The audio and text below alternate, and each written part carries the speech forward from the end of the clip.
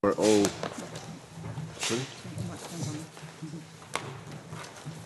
And I think we are all here now. We certainly had no apologies, so welcome everyone to this 16th meeting of this session of the Public-Audit-Committee. Welcome to members, press and indeed the public. And start off by asking everybody to make sure that their mobile phones are switched off. Ms. White.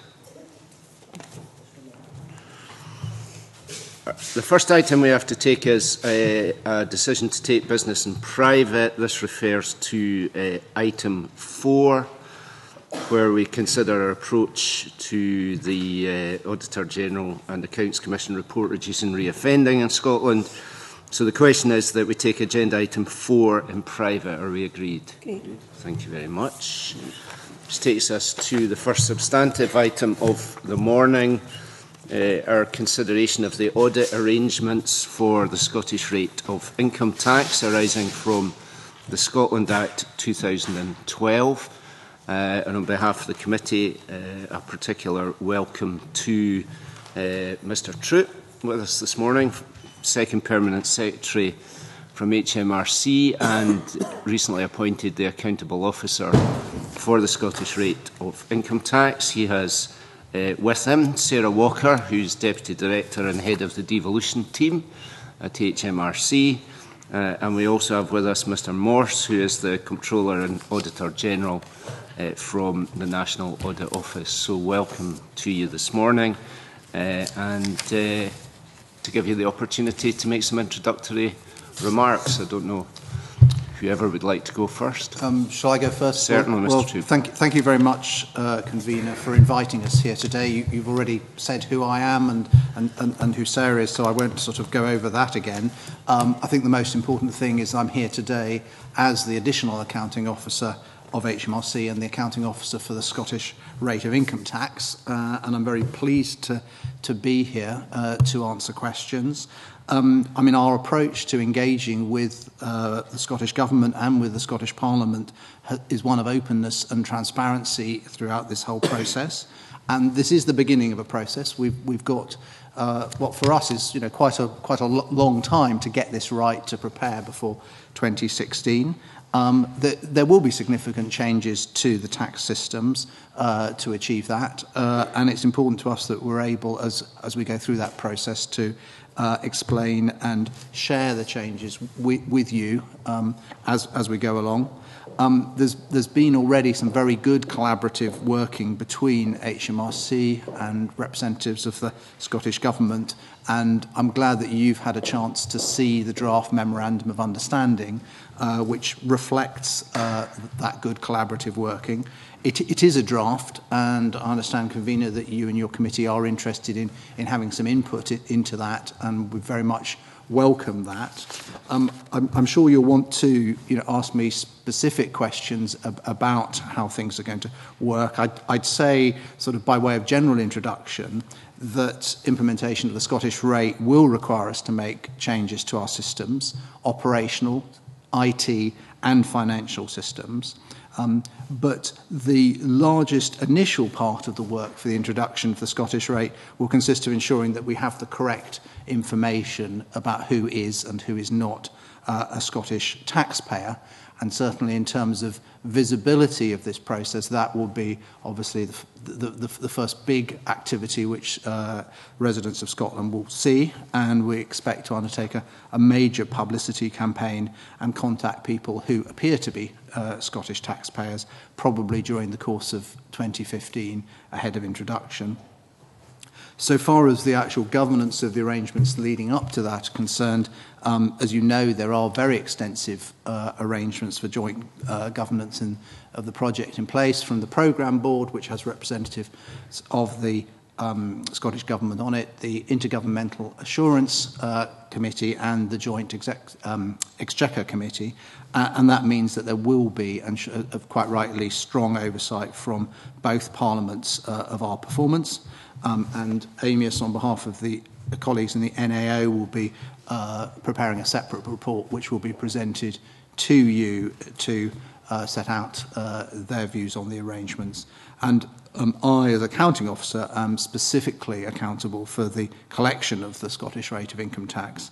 And, I look forward to coming back to this committee, at regular, intervals over the course of this process to make sure that, I am able directly to answer questions from you about the progress of it up to 2016. Thank you very much. Mr. Morris. Thank you very much. And now a few comments which I hope will be helpful to the committee. First, thanks very much for inviting me. I'm delighted to be here in what is in fact my hometown. Very nice to be here. I think it's. I very much recognise the importance of the subject, and we too want to be as supportive and helpful as we can be.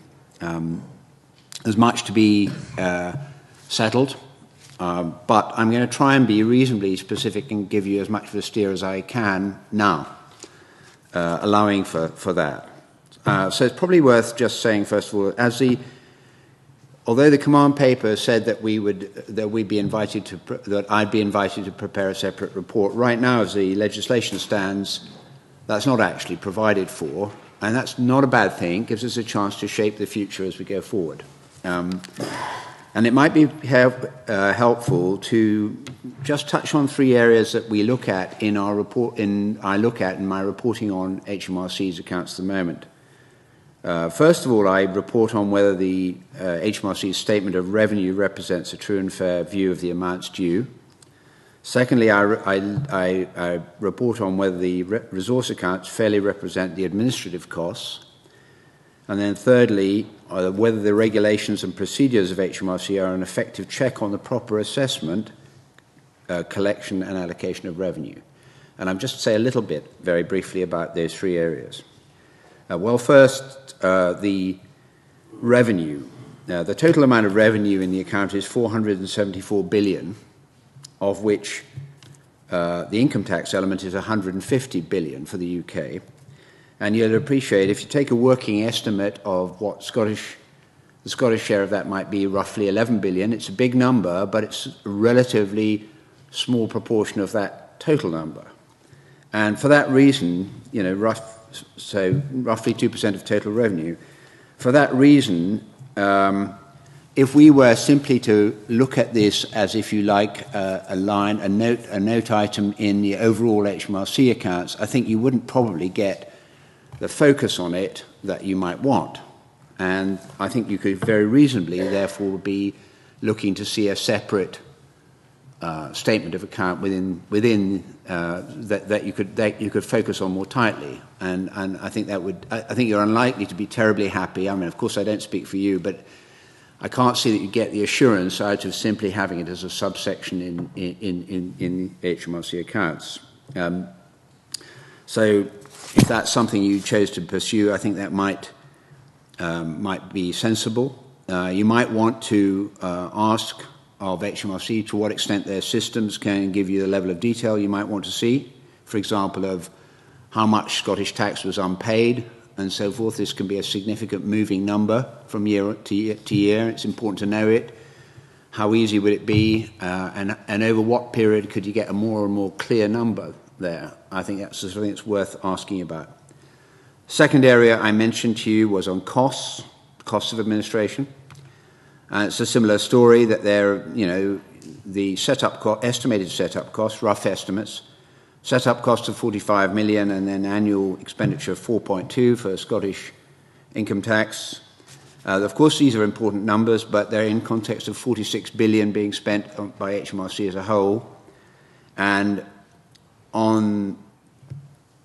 up to now, it hasn't been necessary to be able to allocate those very precisely by geography. So once again, that's an argument for working that out with HMRC. How would you get the clear and accurate costs that you might want to know? And finally, administration of taxes. Well, I report on that under the Exchequer and Audit Departments Act of 1921, and I gave an annual report on aspects of administration. Now, I'm very happy to give an annual report on Scottish tax, at the moment what I do within HMRC accounts is to use my discretion to decide what areas I'm going to report on. If I'm going to report on Scottish tax, it would help me, that is a new development, it would help me to have that supported by legislation rather than simply being done on an informal basis. It doesn't mean I don't want to do it, I'm very happy to do it, but I think it would be a sounder basis if we got that incorporated in the legislation. It's why it's so valuable to talk about these things now, is to be, I thought I'd give you some thoughts about the direction you might care to travel in from my perspective.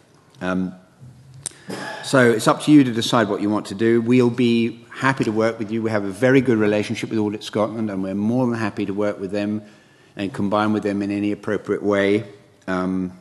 So happy to be here, and I'm also happy, obviously, to answer any questions that you have. Okay, thank you very much. Maybe I could kick off, and some of the questions I wanted to ask, certainly Mr. Morse asked if Mr. Morse has flagged up, and I think the committee would like to hear a little more about HMRC's view of the degree of detail which they plan to provide. Now, there are two elements to this, of course, and the committee are interested in both. The first of those is the implementation and the procurement of the IT system, which, as Mr. Morse said, is an estimated cost of around £45 million.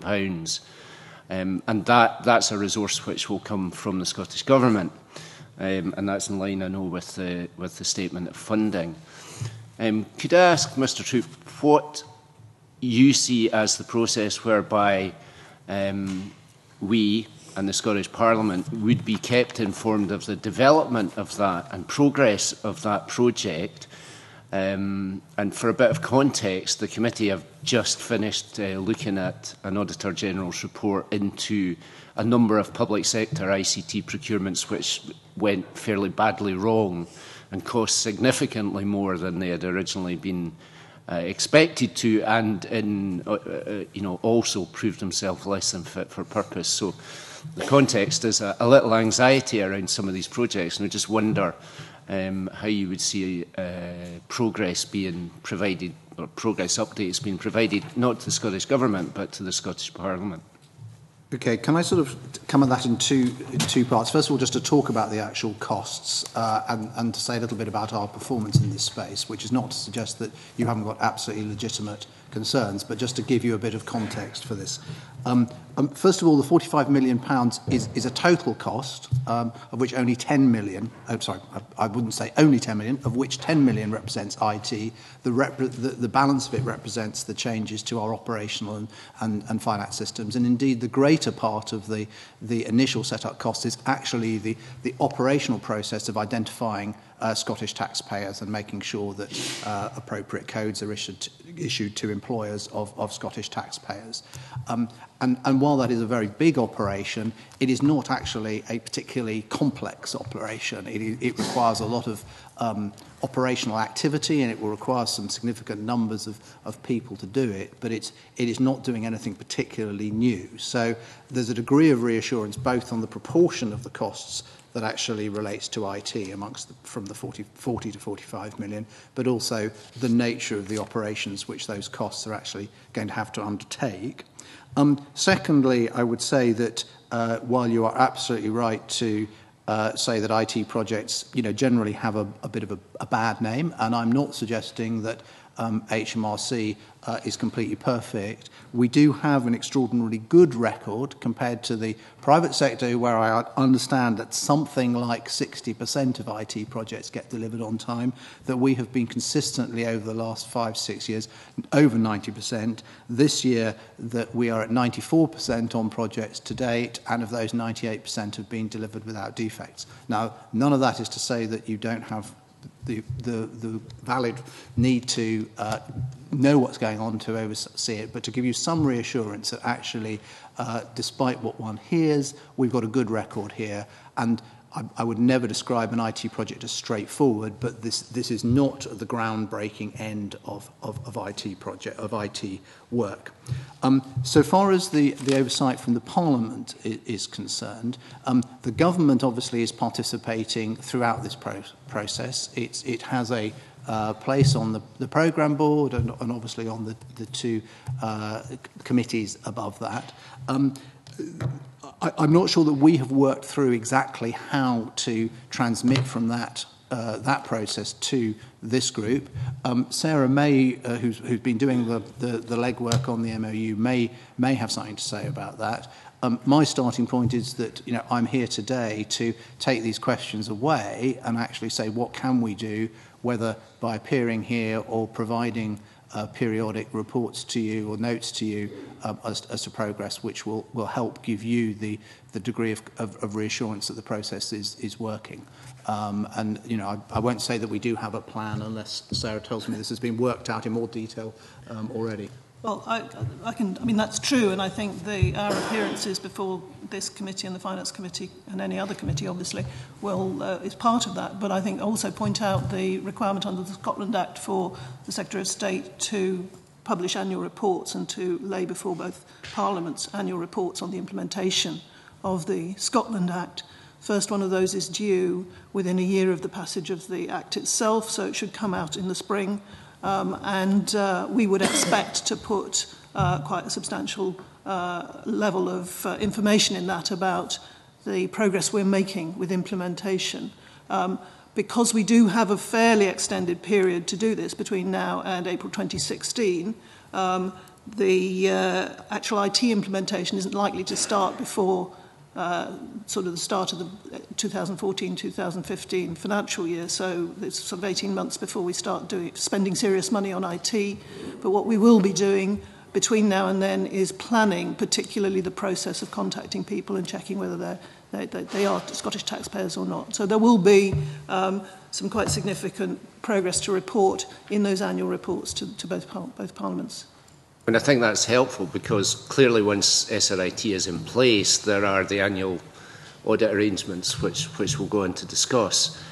But in the meantime, there isn't a formal process of us being able to check on and monitor the progress. And if we get to 2015 and it transpires there's a problem with the process or it's going to be much more expensive than had initially been planned, then that clearly could cause problems for the implementation. Can I ask about, I think that was really helpful, Mr Troop, to point out that the £45 million isn't all the IT project, it's partly about other systems. And in relation to that, and looking forward beyond implementation to the running of the year-by-year running of the Scottish rate, what are the consequences in terms of HMRC staffing in Scotland? Do you envisage having additional staff in Scotland to pursue, for example, compliance year on year? Well, I mean, I think just again to step back a little, although this is rightly described as a Scottish rate of income tax, of course it is never payable except in circumstances where there is some UK income tax payable as well. So in a sense, we have just as much continuing interest in a Scottish taxpayer who pays Scottish income tax as we do in a wider United Kingdom taxpayer. It's just we have slightly less tax due to us from that taxpayer.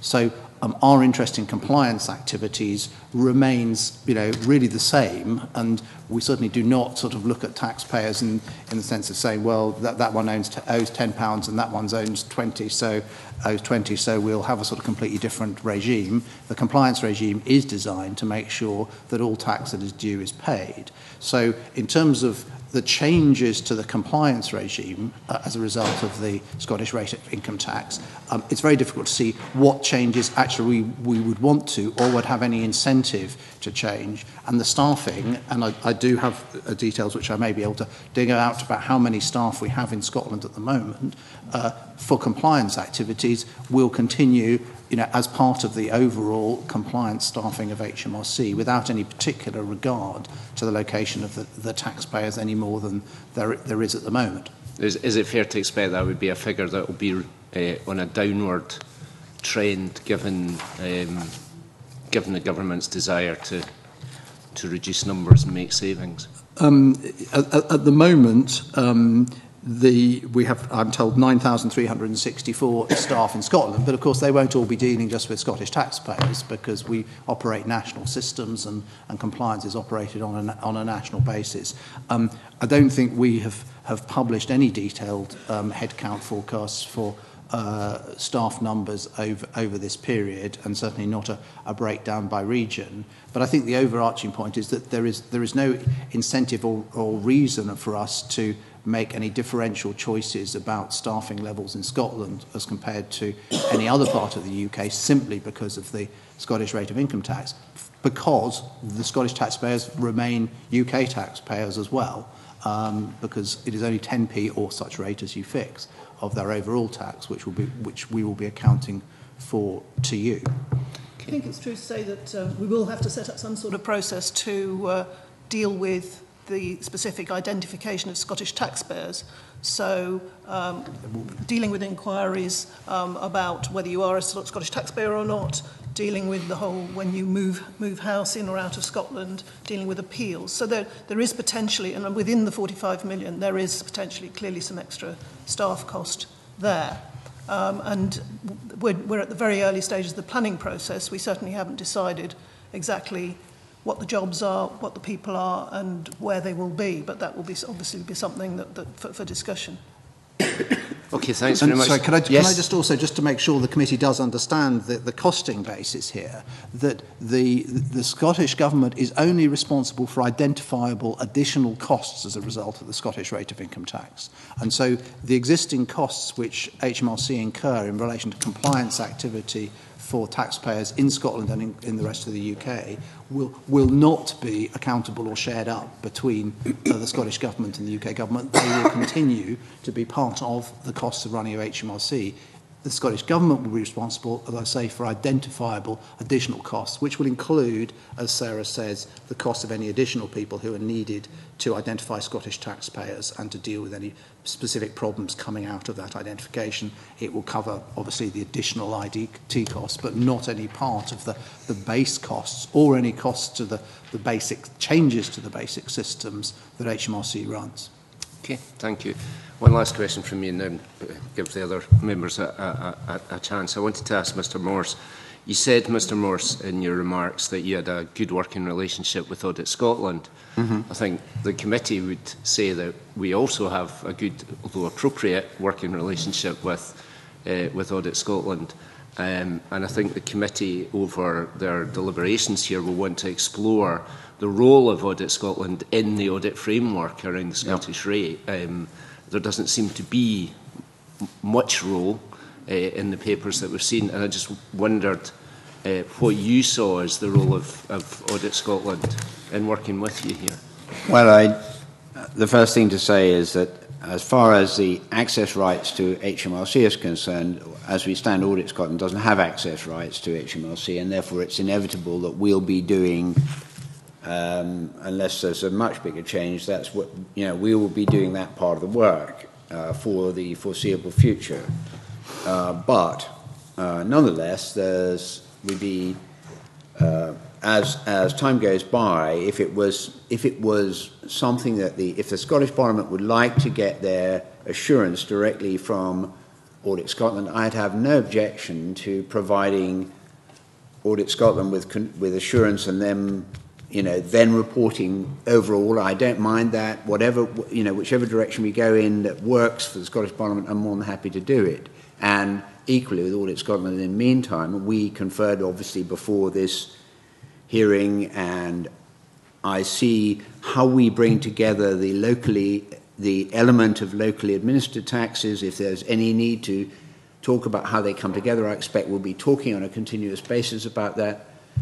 We're very open to that. We as colleagues in the UK in our audit functions, we already talk about matters of mutual interest and keep in touch with each other. So I don't see any difficulty about it. But right now, it's true that the sort of balance would probably lie with the National Audit Office. But I can see that in time it would be appropriate for the sort of, if you like, the fronting to shift over. And if that's if that's something that's thought appropriate, we're more than happy to go along with it. Thank you. Ms Scanlon. Yes, I wonder if I could just pursue the Scottish taxpayer. I think all of you have mentioned that. I have to say I'm slightly struggling with this. I have got the HMRC technical note, which was published in May, but can I just, it was really, well, my understanding is a UK taxpayer has to live in the UK for 183 days a year. A Scottish taxpayer has to have one place of residence in the UK, and that has to be in Scotland. And if I could just thirdly tell you what's behind my thinking, it's the many thousands of highly paid oil workers, many of whom are not domiciled in Scotland. So I was beginning to think that I understood that until I came to paragraph 13 in the technical note. Individuals who cannot identify a main place of residence will need to count the days they spend in Scotland and elsewhere in the UK. If they spend more days in Scotland, they'll be a Scottish taxpayer. And I'm just, as a list MSP for the Highlands and Islands, you know, there are thousands in the North Sea, and a large percentage, I got the figures from Oil and Gas UK, are not domiciled in Scotland. But I wonder if you can bring a bit of clarity to that issue. Would someone, for example, living in Newcastle and working on a rig 2 weeks on, 2 weeks off, would it be a Scottish taxpayer or an English taxpayer? And can I just ask, for the many people who come from other parts of Europe and the world who work offshore in the North Sea, would they fulfil any of these criteria? Sarah will set me right and give some technical details, but I'd just make an overarching point that the first thing you have to ask of any taxpayer is, are you resident in the UK for tax purposes under existing rules? And that will continue to be the test after the Scottish rate is introduced. And so, just to pick up the end of your question, if you have someone who under existing rules comes from elsewhere in Europe and works in the North Sea, as I understand it, and as I say, Sarah will put me right, they are not under existing rules resident in the UK, and nothing that is happening here will change that in any way. So you have to get over the first hurdle. Is the individual currently resident in the UK under existing rules? And those rules will continue to apply. Then you start applying the residence test and, if necessary, the day counting test. But I know there are special rules for offshore workers, and I do not claim to be expert in them. So I'll see if Sarah wants to add anything, but equally if she doesn't, we'll take it away and come back to you. I think the only other thing I would add is, in your example where you said somebody lives in Newcastle, then if they live in Newcastle and that's their main residence, then they will not be a Scottish taxpayer. So you, as Edward says, first of all, you've got to be within the UK tax net, if you like. Then we look at where your main home is, where your main residence is. If that's in Newcastle, then regardless of how many days you spend either side of the border, you will not be a Scottish taxpayer. You only start counting the days if you genuinely cannot identify a main home in the UK. So if you're coming from, for instance, if you're coming from abroad, you spend enough time in the UK to qualify as a UK taxpayer, but you don't have an obvious home here, then you might have to count days and say if you spend more days in the year in Scotland, then you'll be a Scottish taxpayer.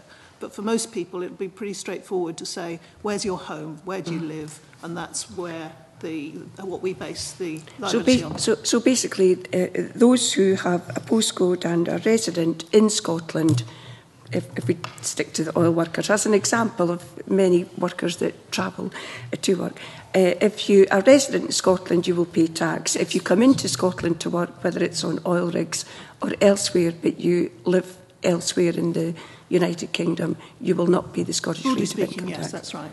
Okay, can I just apologise for our little discussion, but Mr Coffey suggested that perhaps MPs wouldn't pay tax, but I from my briefing from SPICE, they are... there is a specific rule that MPs, MEPs and MSPs representing a Scottish constituency will all be Scottish taxpayers. Yes, I apologise for that. It was just that I was showing Mr Coffey that. I think perhaps he's got other questions on that. Can I just ask for some more clarity on what will be reported to the Scottish Parliament and indeed this committee. And I think the first question I wanted to ask, I appreciate the annual running figure is 4.2 million, but in the early days the Scottish rate of income tax will be the same, 10 pence, the same as UK. If this rate changed upwards or downwards in future years, would that likely bring significant additional costs, or is that all that be built into the system, a variation in Scotland different to the UK? I think if there's a different rate, then there will be a change in people's PAYE codes, because to a large extent your PAYE code will be determined by the rate of tax you pay. So you would probably expect, where a rate was changing, more PAYE codes to be issued. If that is a direct result of the change in the Scottish rate, then that will be an additional charge. How much that would affect, I think the 4.2 million is a fairly broad estimate at this stage, obviously, because we haven't done the work to design the processes, and it is sometime in the future, so we don't know how much our costs will have changed or but hopefully you reduced. would envisage an increase in costs should the Scottish rate of income tax be different to the UK rate? I think you would expect a change. Yeah, you would expect extra. The change is likely to create Yes, a cost, as all changes do. Whether in a steady state, if you settle on 12p or 8p, the steady state cost would be any different. It's hard to say. I think the important thing, as Sarah said, these are very much estimates at this point. Yes. And Amy, I think, wanted to say something about that. If I can just add in, yes. I mean, by going, in many ways, this is driven off deciding to have a model which is driven by the actual marginal cost rather than by an estimate. And it's worth saying that elsewhere, for example, very small example is in the Isle of Man. There's an arrangement where the HMRC charges a flat rate estimate, and it's agreed in advance, and that's what the cost of administering Isle of Man tax will be. No debate about it. But by having actual, you can win on one side and lose on the other, depending on what the costs do. Although that does require quality of information about the costs. And I just wanted to make that point. If we're going to be looking at costs going up and down, that will mean that they'll place a certain amount of pressure on whether HMRC is able to identify the costs in that way. And we'll need to be quite careful about that, and particularly if we go on to having, and if you do pick up on the idea of having a separate account, the question will be, are we able to be really comfortable that we've got auditable information that's sufficiently clear and separate, because that will be a new thing, having to separate it out. And we need to give ourselves a reasonable run-up to be able to do that securely. And maybe a real pity to produce an account and for me not to be able to give it a clean opinion on the first go-around. So I just think that's something we need to work on.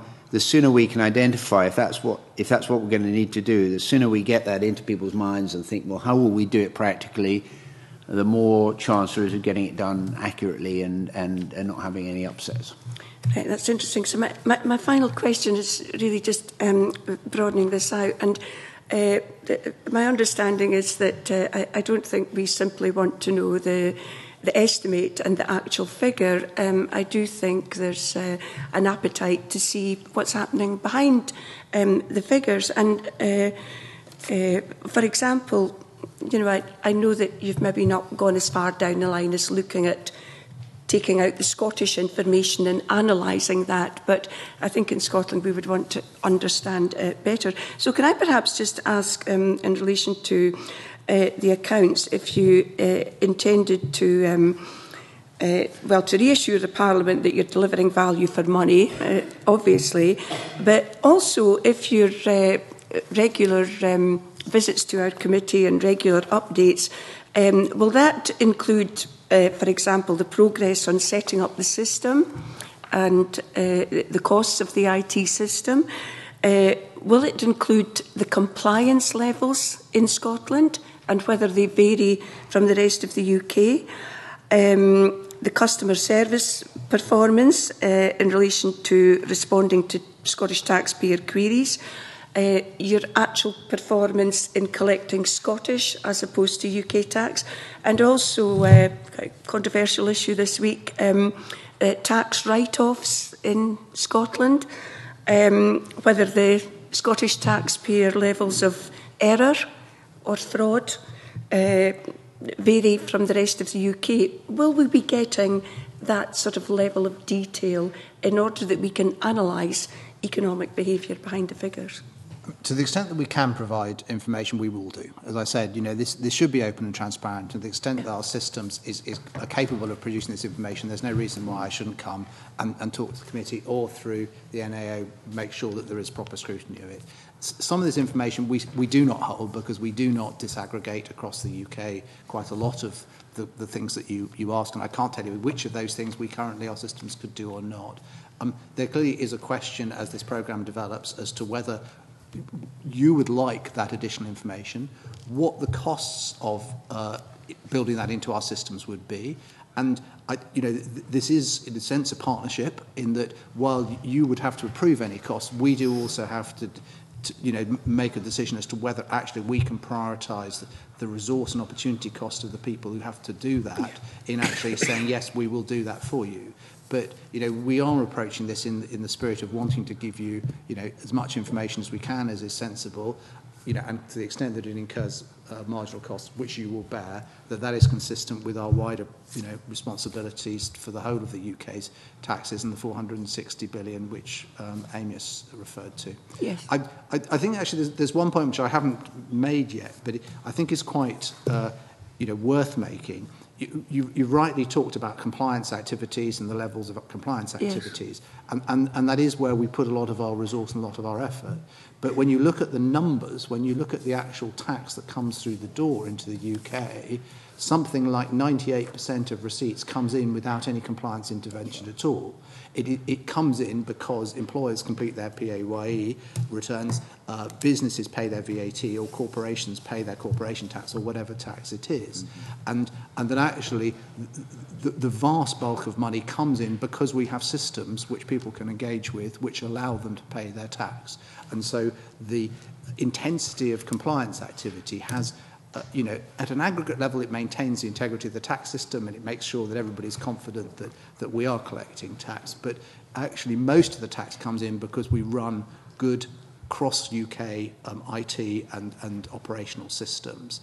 And so, while we will focus on compliance, what's really important is that the systems are there which bring in the 98% because people just pay it. And I think that's important to keep in mind in terms of what you're interested in, because actually you're much more interested in the 98% arithmetically than the 2%. It was just to understand economic behaviour in Scotland, but would it be fair to say then that the more information that we ask for example, the list that I gave, the more specifically Scottish information that we ask for, the higher the cost? I think that must follow to the extent that it doesn't just come off a system at the moment. It will cost more to get more information. Thank you. But I think you'll be able to have a sort of, as this goes forward, well, the reason I presume to say something about it is because we'll have a role in this. I think you'll be able to have an adult conversation about, well, if we wanted this information, how difficult would it be? And the more frank one can be about that and say, well, how accurate would it really be in the end of the day? What would it cost to get? And there'll be bits of information that just aren't worth, or you might judge, are not worth having at the price. And that's a good, to have that on a sort of basis, on a repeating basis as we go forward would be a good idea, I think. Yeah. Thank you. Okay, thanks, Ms. White. Thank you very much. Good morning to you all. I must admit, when I'm phoning up the Income Tax Office here on behalf of a constituent, within 5 minutes I can get information. So I hope that will continue, and I'm sure it will in the partnership which you have described. If I could just take a couple of steps back, just to make it clear in my mind, we have the £45 million, you've extrapolated that, £10 million will go to IT, and £35 million is to be used to set up what exactly? What I'm trying to get at is we have 45 million, it's 10 million for IT, the 35 million pounds is, you've already said you won't be employing more staff. the staff that we have at the moment, 9,364, will still be there. Can you actually tell us, dig down and tell us what is that £35 million going to be used for? I'm going to ask Sarah if she can give a bit of detail, but I would just say, and the number we've said is 40 to 45 million, it's not 45 million. We have been quite open about the fact that that is an estimate. We do not have, it is not like a quantity surveyor's spec for a building, it is not a complete breakdown of all the costs. It's an estimate based on our experience as to having to deliver policy change and deliver systems change year on year, where we have engage the experts within the department who have had to make similar changes, but they've used a high level of judgment and experience in that number, and it is an estimate. So while Sarah, I hope, can add a bit to the breakdown of that, there is a point beyond which we're just not capable of drilling down at the moment. But as the project develops, it will get more and more detailed, it will get more and more precise, and ultimately it will get to a point where the NAO actually can say something about it in some detail. But Sarah, do you want to say something about the figure? Yeah, I think, as we've said, the big part of the setting up is actually identifying Scottish taxpayers. In order to do that, we would probably have to do several mailings to people. So we're talking about producing letters, postage, all that kind of thing. You're then talking about dealing with quite a lot of phone calls and inquiries, potentially investigations, publicity to help people understand what's going on and what to expect, dealing with employers, helping them set up their systems. So it's that kind of activity. So that's not just redesigning a computer system. It is actually, and what tends to cost money is the interactions with customers and actually making sure they understand what's going on, making sure we've got the right information in order to help them pay the right tax. Thank you, Chair.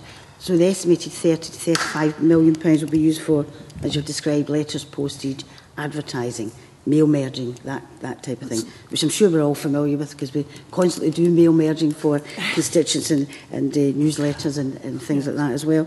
Do you have a definitive time when it will be broken down? We will be refining the estimates as we go along. I think the first phase of the work that we're starting now, jointly with the Scottish Government, is to actually start working out the process for identifying Scottish taxpayers. And so that will be, do we write? How many letters do we send? When do we send them? What's the process for dealing with the responses? So we would hope at the point where I think when the first annual report by the Secretary of State is due, which is sort of towards the end of the spring next year, I think we would hope to have a slightly better estimate of the costs and a better breakdown of the costs. But because it is a planning process that's going to stretch over 3 years, it will be some time before we've got the full breakdown and the full accurate figures. Okay, so we don't really know the cost yet. It could go down or it could go up. But I accept... Sorry, sir. I was going to say... HMRC has an established process for any item of expenditure that it has to go through a business case approval, implementation process, and these will be subject to exactly that within HMRC as with any other costs. So, there would be a degree of rigour, and that's something which Amos and the NAO are always interested in anyway, which would apply to this just as it would apply to any other item of expenditure which we incur out of public money. Thank you. Could I just, sorry, thank you very much for that explanation. Could I move on slightly to the accounting and reporting to the Scottish Parliament? I think it was Mr Morse that said that at the moment Audit Scotland, basically doesn't have the remit for reporting to the Scottish Parliament regarding. Could you explain that then? No, sorry. Let me be very clear. I'm not suggesting anything about Audit Scotland. What I'm saying is, we have access rights to HMRC, and therefore, if anyone's going to carry out an examination of what's happening in HMRC and how they're preparing the Scottish numbers, inevitably we're going to be involved in that. So, and at the moment, that's not feasible to be done by Audit Scotland. And to be quite honest, I think it would be quite a big duplication because we're already auditing HMRC systems anyway. So but I simply wanted to signal to you that while that is true, if in some time in the future, as things, without wishing to predict what the future may be, but if it was in the future that the Scottish Parliament wanted to get assurance primarily from Audit Scotland, I have no problem at all about providing my assurance, if you like, to Audit Scotland and letting them provide assurance to, putting them in a position to provide assurance to the Scottish Parliament. And that's not I don't see that as some obstruction. I think that's something we could perfectly well manage if we come to it. I don't see any great difficulty about it. So that was really all I was trying to say about it. Thank you very much for the clarification. You also mentioned the fact about, in reporting, perhaps you wanted to look at new legislation. Simply this, that if I am going to report directly each year to the Scottish Parliament on how Scottish income tax is being administered, which in the first place I'd probably have to need to be in a position to do, and has been suggested in the command paper, then I need a legislative basis for me to do that. In the medium term, I certainly wouldn't be comfortable about doing something different to what I do now without having a clear statutory basis on which to do it. I'm not saying that we wouldn't do that there might be some transitional arrangements we could make, but I think, to be quite honest, it puts us in a very funny position trying to prepare a report like this without being very clear on what basis we're doing it. And I don't think it's too difficult to expect that either. Mm-hmm. No. Thank you very much. Thank you. Mr. Scott. Thank you. Can I ask firstly a couple of questions about points that Mary Scanlon raised? Firstly, on the costs of collection and how those would vary according to the changes that may or may not be made in terms of tax rates. Presumably when the Chancellor of the Exchequer changes the tax rate, which he or she might do at any stage, you don't charge him more just because he's changed the tax rate, do you? Well, it does cost us money to change the tax rate because of, as Sarah said, it requires codings to be changed. We obviously have a provision within HMRC's budget for changes in each year's budget. I'm responsible, as it happens, for the sort of portfolio of changes, which currently, I think this year, is costing us something north of £30 million. But this is part of our normal provisioning for changes year on year as a result of budget and legislative changes. So if there were to be a change of the Scottish rate, that would incur a cost. Mm-hmm. I think all we're saying, and the arrangements are quite clear, that any additional cost which is expressly attributable to the Scottish rate should be for the Scottish Government to bear. Mm-hmm. So we don't, in a sense, send a bill to the Chancellor when he announces a change of rate. I would say, and I'd say this sort of rather generally rather than attributing it to any specific policy change, that if in any year ministers make a major policy change which goes well outside what we have planned for in terms of the costs, we will go back to the Treasury and say, well, that's all very well. You want to announce that in the budget. That is going to cost us X million more to implement. We need a more spending allocation to do that because we haven't got provision for it. And we have specifically done that in the past in relation to identifiable policy changes. So we carry a general provision for change. If the Chancellor, if you like, goes over that, there's a bit of a negotiation with the Treasury, and sometimes we get money, otherwise we have to scrape around and sacrifice something else.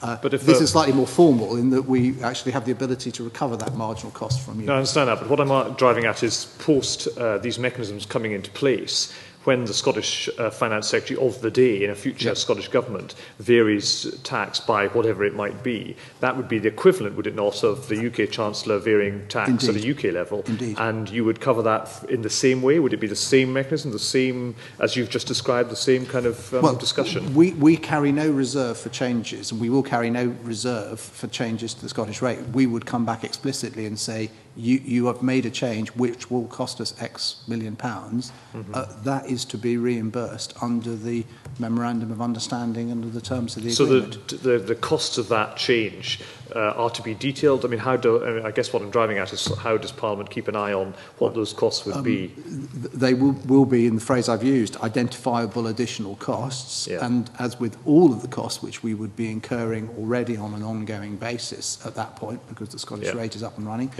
it would be part of the invoicing and oversight process, which we've sort of touched on. Yeah, but the principle would be the same as the UK do. Yeah. Okay. Yeah, and the other one I thought Mayor Scanlon very interestingly raised was our ability as a committee, indeed as a parliament, to ask you to give us some numbers. I appreciate the point you made about cost, but on economic aspects. So, for example, if we wanted to assess the benefits, and I don't mean this committee, I mean Parliament, if Parliament wanted to assess the benefits of, for example, giving Amazon a chunk of money to relocate a base in Scotland, and then to understand how much they're avoiding tax, which is a matter of some public disquiet at the moment, we could ask you to provide that based on their operations in Scotland, and you'd then be able to tell us, well, it would cost X in order to produce and to extrapolate out what the Amazon tax take or not, as the case may be, is in Scotland. Well, as you know, I and my fellow commissioners are bound by taxpayer confidentiality under the Commissioner for Revenues and Customs Act.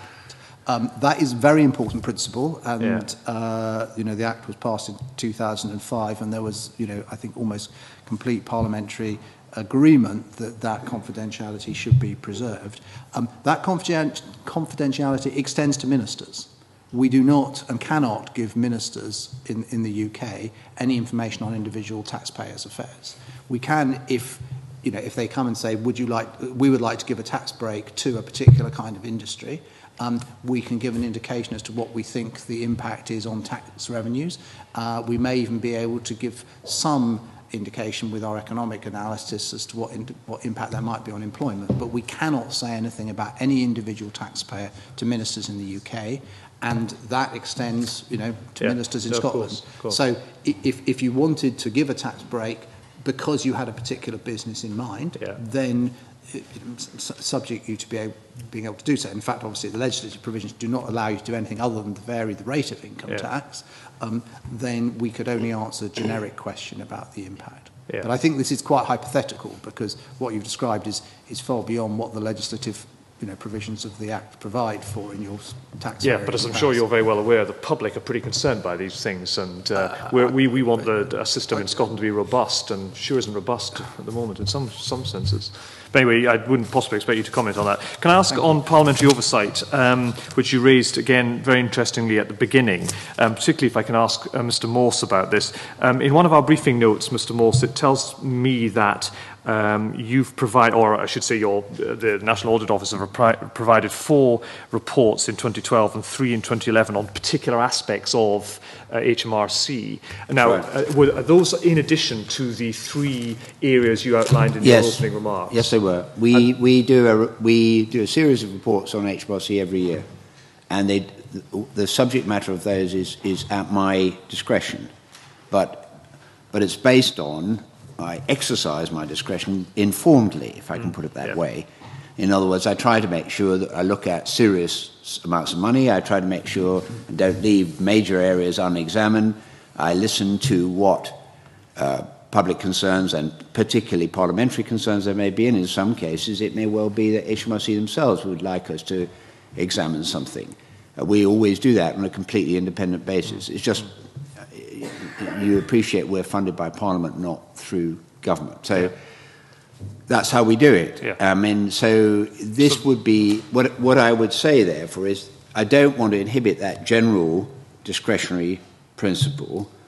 If I was going to do an annual report on the operation of the Scottish tax system, I don't want to say, well, I will always bind myself to exercise my discretion to do that. That puts me in a position where I'm giving preference to one bit of tax over the others. That's why it would help me to have a explicit provision. But then I would report to you on my opinion on the value for money of the costs and the way in which the system is being run. And I would provide you with a frank and independent report on that. And my reports are quite frank. But on the point I was going to drive at here in the context of Audit Scotland is, were Audit Scotland bringing issues to our attention as they do on a regular basis? Those would be issues that we could then encourage your office to look at in the context I'm always open to representations about what we should look at. No, that's fine. My last question, if I can, Convener, was on just on how the HMRC, I appreciate this is all a new experience and we are all going to go through this process for the next few years, but how HMRC envisage matters being brought to our committee and indeed the Parliament's attention. the example I'm thinking of is the variable rate in Scotland, which was changed in 2010. The mechanism was changed, was dropped at that time. That wasn't brought to Parliament's attention. I don't know if Mr. Troop, you were personally involved or were aware of that, but what would the mechanism be to ensure Parliament, not the government, but Parliament is properly allowed to understand significant changes being made? Do you envisage how that could be set up, how that will operate under the new regime? I think the easy answer for that is for me to say that is a matter for you to take up with your ministers and with the government here, because in a sense we have the relationship with them, but and as Sarah said, there is the Section 33 report which your Secretary of State will lay, which will cover everything. And as I said at the beginning, I'm obviously happy to come and talk to this committee. I think you're saying, could you have a more direct relationship whereby we report changes directly to you? I think that sort of slightly goes outside the relationship envisaged. But and so, as I say, I suspect it's something for you to take up with your ministers. But Sarah may have some thoughts. I think the process we're describing, where it is slightly different from the Scottish variable rate process, where there was a choice to be made whether to fund changes in order to deliver a change in the rate, which it was also possible for a government to say we don't want to have this at all. Of course. Now, with the Scottish rate of income tax, that has to be in place, whether or not the Scottish Parliament want to set a different rate. Yeah. And therefore, we are in a much more straightforward delivery process, and the delivery process will be as transparent as we can make it. So the reports that we make will represent the choices we've made about how we're going to deliver it, how that's been funded, and what the costs are going to be. Yeah. My point about the Scottish variable rate is Parliament wasn't told about it. We only found out afterwards. And what I was therefore contemplating is, in the example of Westminster, can you give me an example of where a major change to the administration of tax was taking place that wasn't brought to Parliament's attention, or would that be a matter for ministers, as Mr. Troop said earlier on, always to bring to Parliament's attention through the convention of select committees and I certainly can't think of any example where we haven't done so. And I suspect there may be instances where ministers have been, have taken decisions, have been involved or aware of decisions, and Parliament may have felt they haven't been informed as soon as they would have liked to. It's a different matter. As I say, it comes back to the point that I think this is about holding your ministers accountable for the relationship they have with us. But I will come back to the opening point. It's not that I want to hold anything back from this committee, and I do want to be able to share what's going on, on a real time, if not, too regular basis, with you. But I don't think I'm in a position to say, yes, we can prepare reports, give you information outside the formal relationship we have with your government. Yeah. Okay, thank you. Mr. Scott, just to clear something up, Mr. Troop, is it not the case, though, that in your role as accountable officer, you are accountable to Parliament?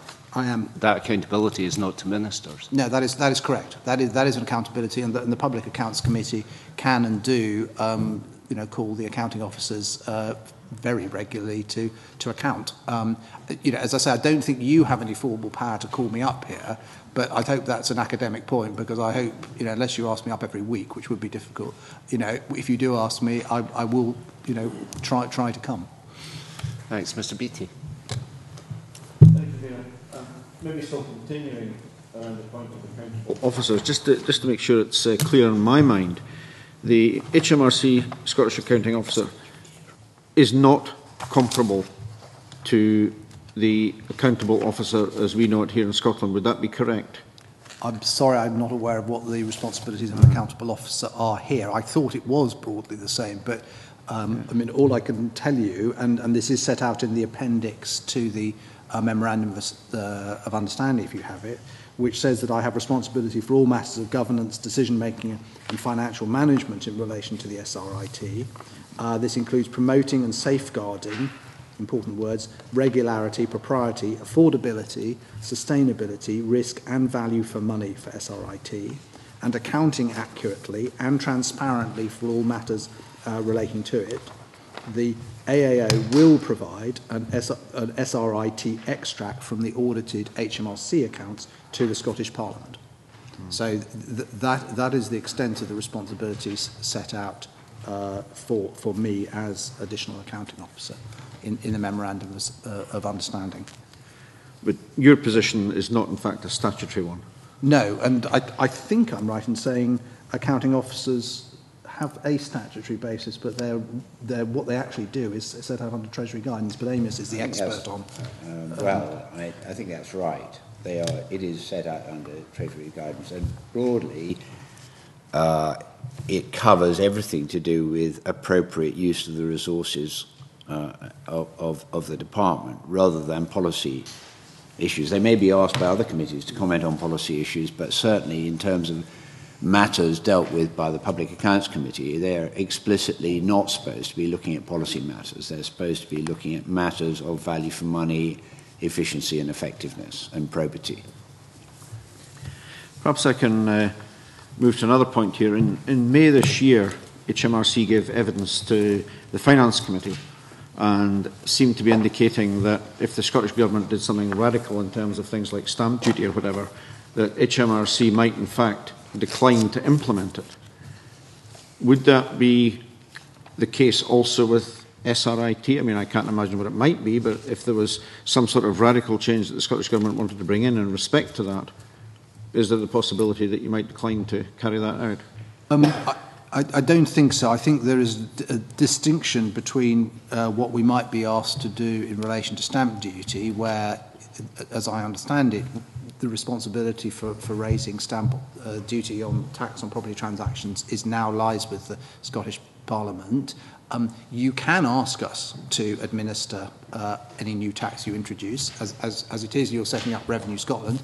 I do not think that we have any legal liability the responsibility to administer any new tax that you set up, such as stamp duty. The distinction here is that we do have an obligation to administer SRIT.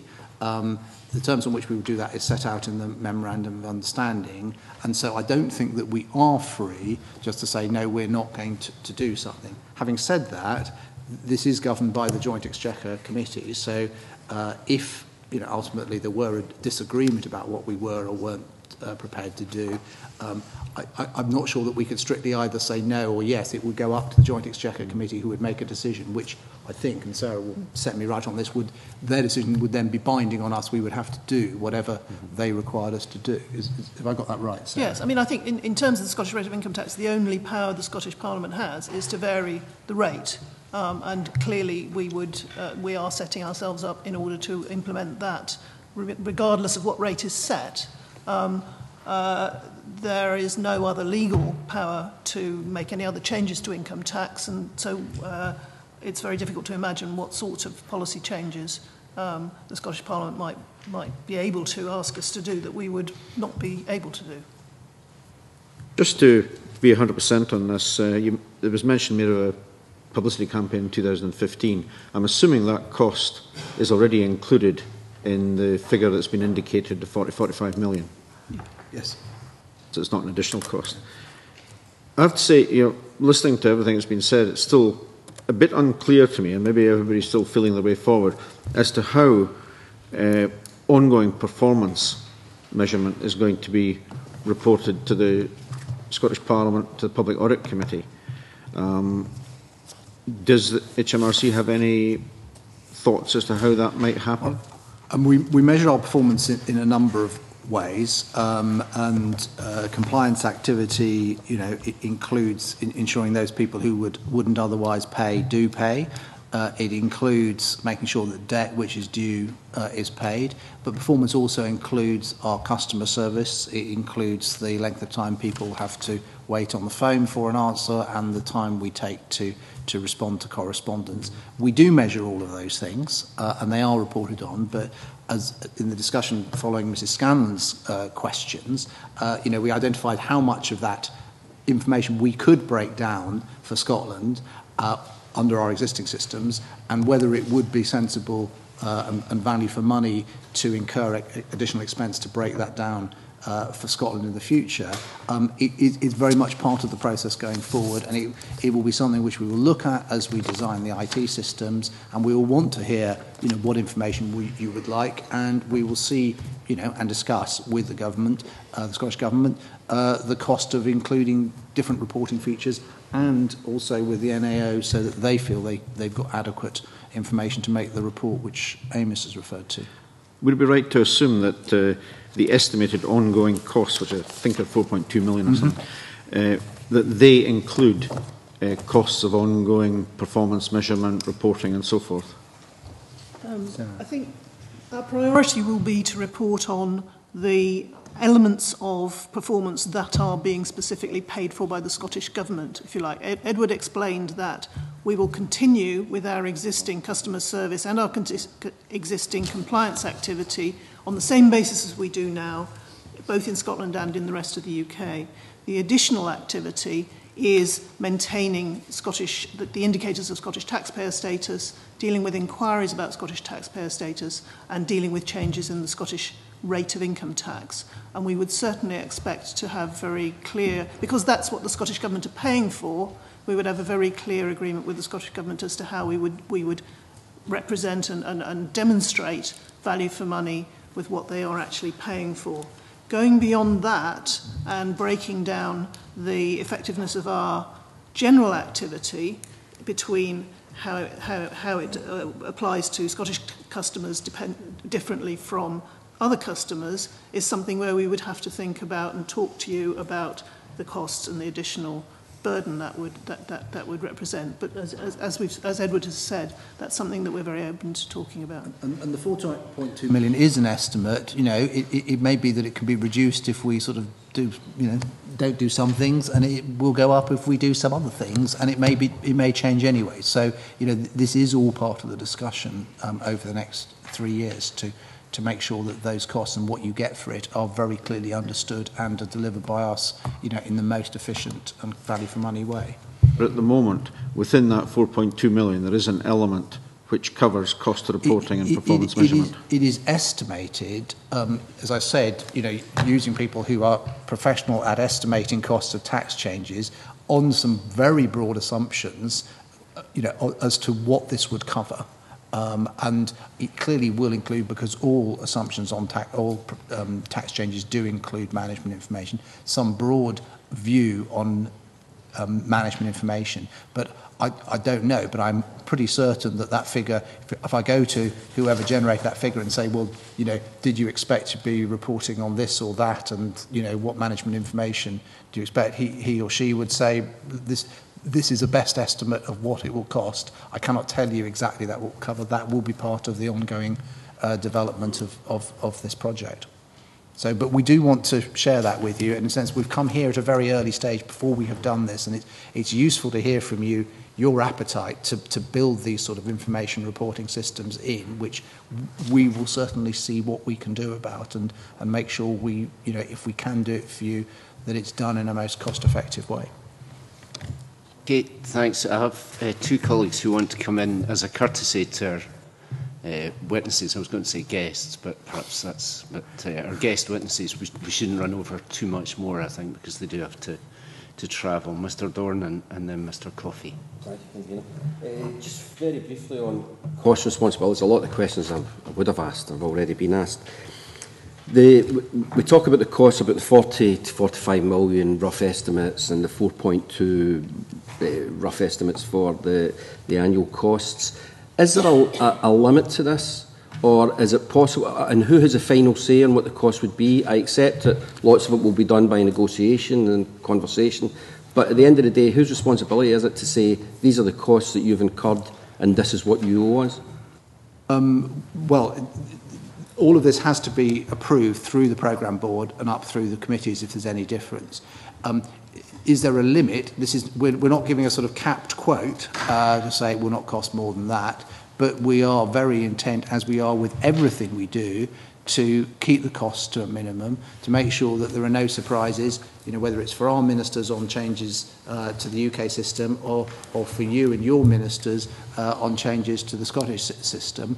And the process set out in the memorandum is a way, as with any other public spending, of managing that cost and keeping an eye on it. The only difference is that the organisation that is delivering this is not a part of the Scottish Government, but through the Memorandum of Understanding and the governance arrangements, we do want it to be as close as possible to the sort of arrangements for managing any public spending which you know, your committee would have oversight of in Scotland, or the PAC in England. But I can't say, look, no, it definitely won't be more than X, because we just can't do that, as you know.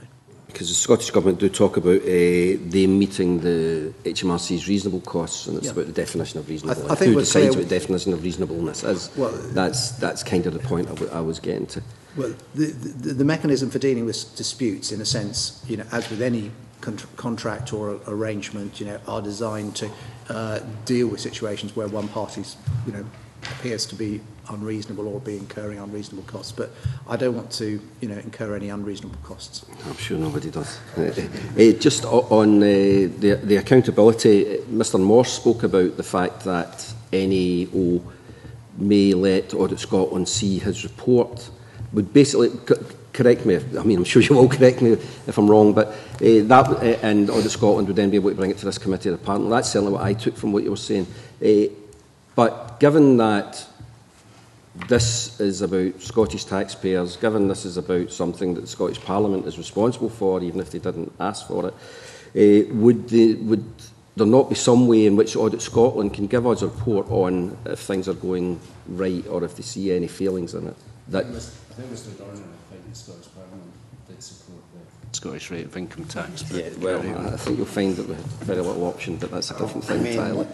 Our approach to it, I mean, in the end of the day, if you've done, and I'm trying to be indicate as much responsiveness as I possibly can to that by saying, you know, if at some point in the future the Scottish Parliament said they wanted to have an opinion from Audit Scotland, I'm happy to contribute to that opinion. That is implying that I'd still have to do a lot of the work, but I'd be happy to report through Audit Scotland if you thought that was right. The only comment I'd make about it is not against doing that if that's how it turns out to be in time, but if we're doing an awful lot of it, it's quite a good idea to let the dog see the rabbit, if you know what I mean. If you're going to have any, you know, you're going to want to ask the people who've done the work. Now, I hope that we will do that with as much cooperation as, I mean, this is quite a movable situation over the next few years, and I expect that our respective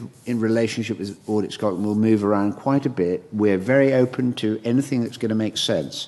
It's not a question of saying, you know, we've got a very fixed position. The only fixed position is we have the access rights to look at HMRC systems right now because that's what we already do, and it doesn't make sense to say, well, let's change that as we sit here. So I'm bound, my remarks are based on that.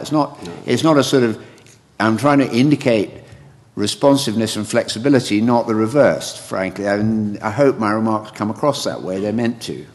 To be fair, that was what I took from them. I was just trying to clarify how the relationship between Audit Scotland and yourself would work in terms of the Scottish Parliament. Okay. Thank you. Thank you. And the last word to Mr Coffey. Thanks very much, Convener, and good morning to you. I wonder if I could just briefly return to a point that was raised by Mary Scanlon at the opening of the session there in relation to oil workers that Mary mentioned, but then I passed a remark about MPs and so on. Can you clarify the position for Scottish MPs that under no circumstances will they be able to not be a Scottish income taxpayer? That's correct. That is correct. Right, yes, the legislation says that anybody representing a Scottish constituency will automatically be a Scottish taxpayer. No matter what they do about doesn't matter where they live. Designations of homes and second homes and flipping and all these kinds of processes that we hear about. We know where they live. That's really encouraging. On the IT side, I don't want to go into the costings of it and so on, so I'd rather ask a question about how the requirements for the IT systems and processes will be defined and who will be doing the defining.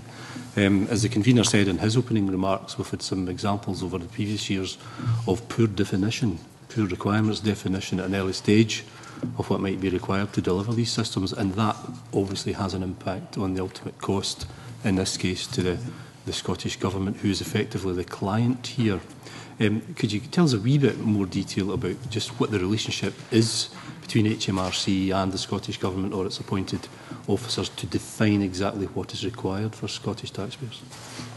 Yes, I mean the process we've started off jointly with the Scottish Government is to identify and define the processes and the IT requirements to deliver the identification of Scottish taxpayers and the operation of the Scottish rate.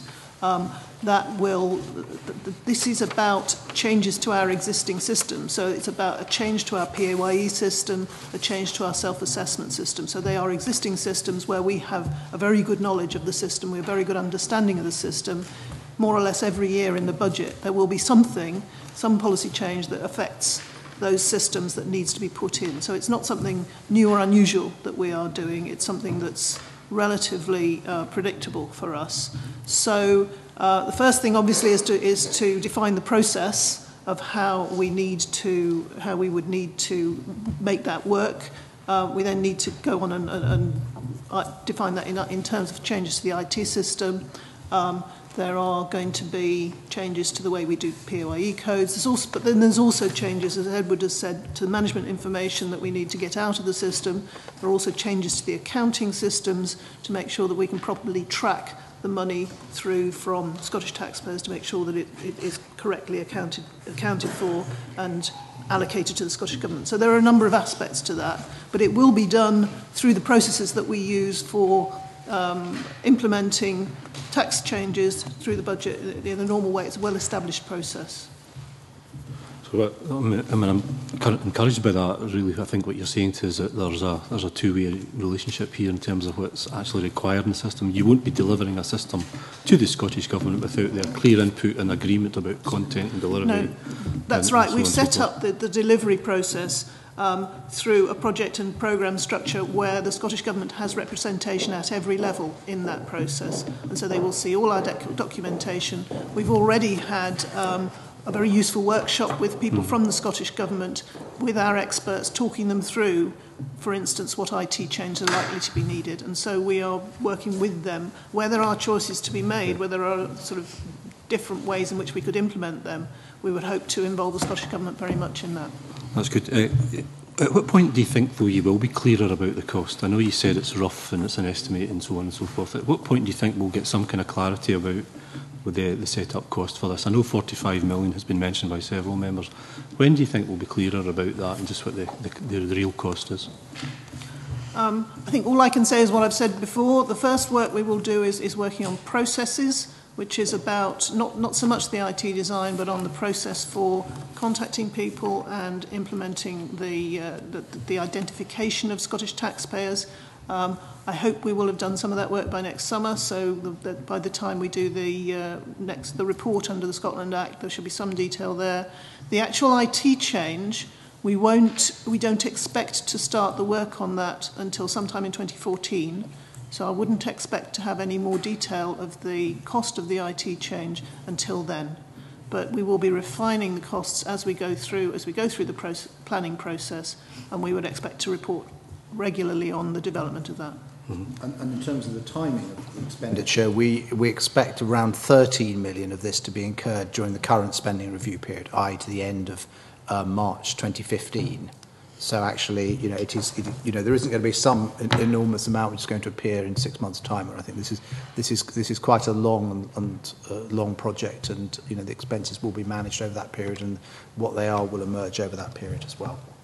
Thank you. And the last point, Convener, Mrs Walker, you actually mentioned 2014. You'll be aware of a significant event taking place in Scotland in 2014. And my question really to you is, you may choose to answer it or not. I mean, this process that we're engaging in here between the UK Government and the Scottish Government, should there be a yes vote in the referendum in 2014, is the process that we're about to engage in still a worthwhile investment, and would that be seen as a step towards disaggregating the tax system, or would it be a wasted investment in your view? Let me pick that up. I mean, this is now committed in law. This will happen. It will require some change of law for this not to happen. I can't speculate on what would happen if there were a yes vote, but if an independent Scotland wanted to, run its own income tax system, then this feels like a step on that way. It would be perfectly open to an independent Scotland, depending on what powers it obtained, to do away with this and introduce something completely different. But so far as we're concerned, for both governments, this is now the law. It's not in the way that the variable rate was something which might have been introduced, but in the event wasn't. It is actually something which is going to be introduced, and we are working to introduce it. Like all government projects, it's possible to review it at any point, and that's for the governments. But we're here to do what the governments have legitimately agreed to do, and this is it. Okay, thank you very much, Mr. Troop, Mr. Morse, and Ms. Walker, and thank you for your forbearance in our overrun. We're usually quite a disciplined committee, but tax is the novelty of your visit obviously led to us being carried away, and I do apologise for that. Thank you very much. We'll make a virtue, I think, of being a bit late and break until 11.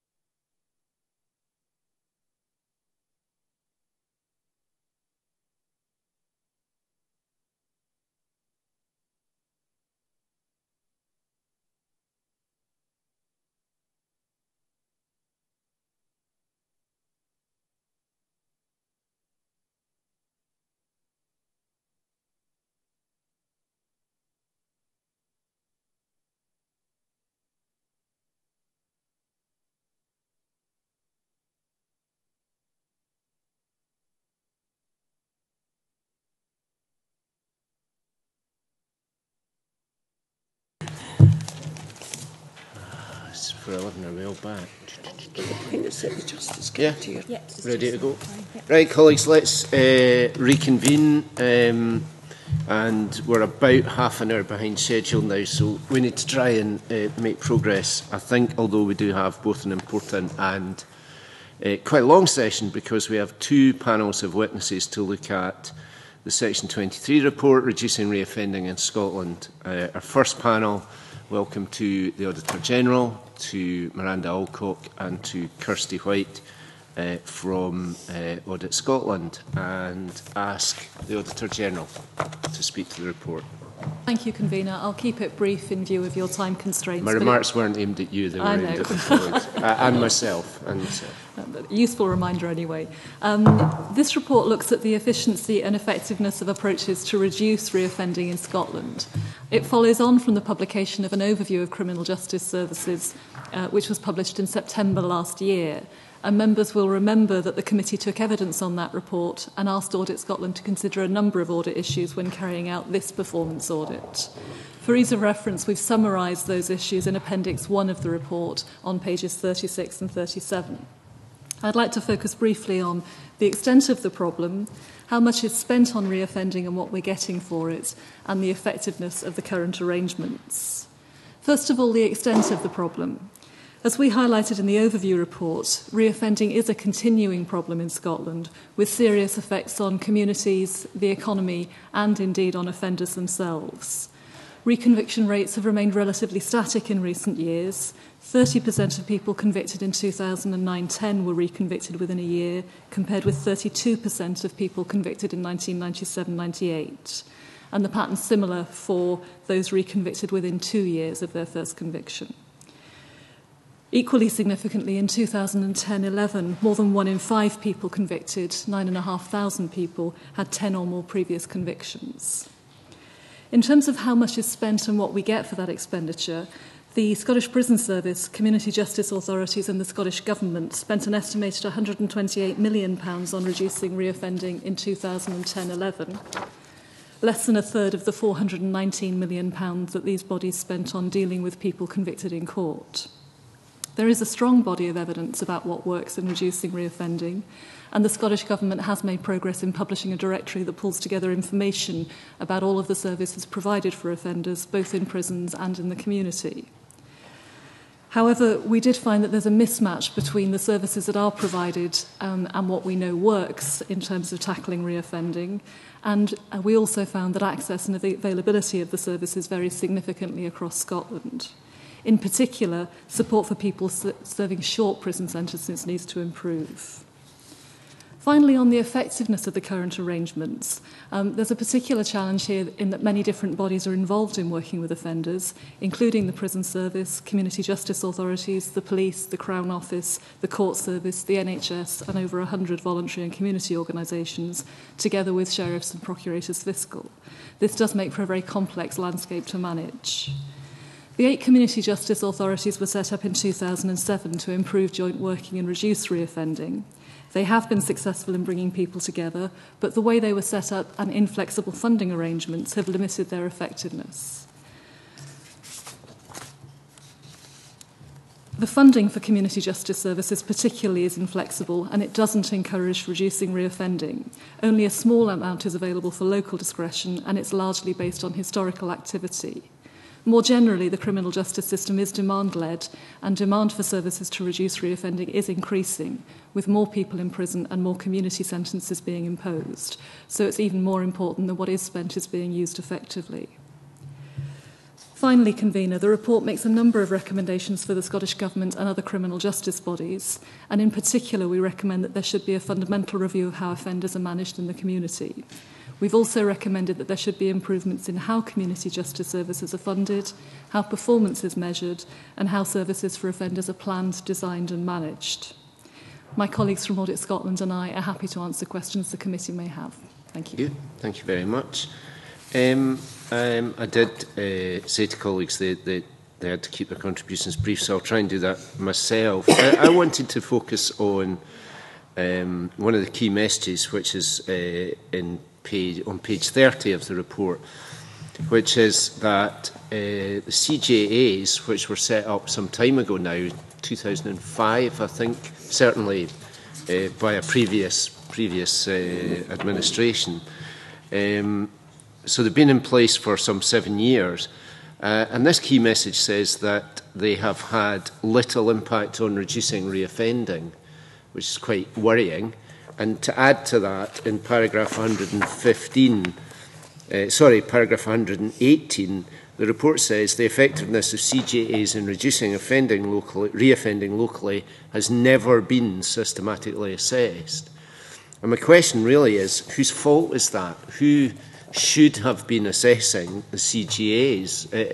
I mean, surely Audit Scotland, for example, in their role with the Accounts Commission, has a role in assessing the performance of a local authority body like the CGAs. Is it Audit Scotland's fault, the Accounts Commission's fault, the Scottish Government's fault? Whose fault is it that we don't know how effective they've been? The CJAs were set up in 2007, and we think that their effectiveness has been limited by the way they were set up and the funding arrangements. And I'll ask Miranda to tell you more about the way they've had an impact. In terms of whose responsibility it is to do the assessment, we have done some assessment here in this report, but more generally we think it's a role of the Scottish Government to be putting in place with any new policy a clear set of arrangements for evaluating how effective they've been at an appropriate point in time. Miranda. Yes, I think, can I just clarify, CJAs are not local government bodies. They are independent bodies accountable to ministers. So it is up to the minister, relevant minister, in effect, to hold or assess their performance. That's who they are accountable to. So I think there's quite often a misconception that they are, because the boards are made up of elected councillors from constituent councils, that they are in some way a type of local government body, but they are not. They're not a local authority body. So Audit Scotland, auditors appointed by Audit Scotland, audit their accounts, but actually they're very small in terms of auditing the financial accounts. They are very small bodies to account compared to obviously the big budgets that other big public bodies have. But we audit their accounts. And this report looks in detail at how their performance, how their role, how they have achieved their role, both in what they were set up to do on a statutory basis and what their aims and objectives were to achieve. And as Caroline said, we think that they have been constrained in how they could have achieved what they were really ultimately objectives that they were set up to do. Okay, thanks. Mr. Scott. Thank you. Can I just go to the funding point? Your recommendation is very clear. The government should allow them more flexibility about local funding to suit local priorities. Can you just elaborate that and explain how much further you think that funding balance should switch between a centralised system and one which allows the CGAs to get on with the job that they think is appropriate in their areas to meet the reoffending targets? You'll see in the report that, first of all, the amount of money which the criminal justice authorities have to spend is relatively small. Yeah. They spend it by allocating it to the local authorities within their area for criminal justice, social work, services of various sorts. And then the amount of discretion within that for what it's spent on is further broken down by the core discretionary and the non-discretionary elements that they have to spend. So we think aggregating some of that back up again, looking at the formulae by which the funding is allocated and looking at the ways in which across Scotland the needs of offenders can be assessed and matched to the services that we know have an impact. Things like family and relationship support, money and debt management would be likely to have a greater impact than the way in which the funding can sometimes appear to be spent in quite piecemeal ways that are driven by historical formula rather than the needs of offenders now in where they're currently based. So is Audit Scotland really saying the system needs to be completely revisited, and as the CGAs themselves make clear in the submission to this committee, sweep away the prescriptive system from the centre, sweep away all the controls on environments and all the rest of it, and let them judge locally in those 9 areas or those 8 areas how they should meet the reoffending targets, coming up with local solutions to those local problems. Not perhaps sweep away all of the direction and criteria that are in place. We are recommending, though, a fundamental review of the way offenders are managed in the community. It seems to us that's an important issue, which is constrained at the moment by the funding arrangements that are in place. Again, Miranda, I think, would like to add to that. Yes. I think it's important. The money is ring-fence money coming from the government, and I think it is important to understand that there has to be some reflection of workload and demand.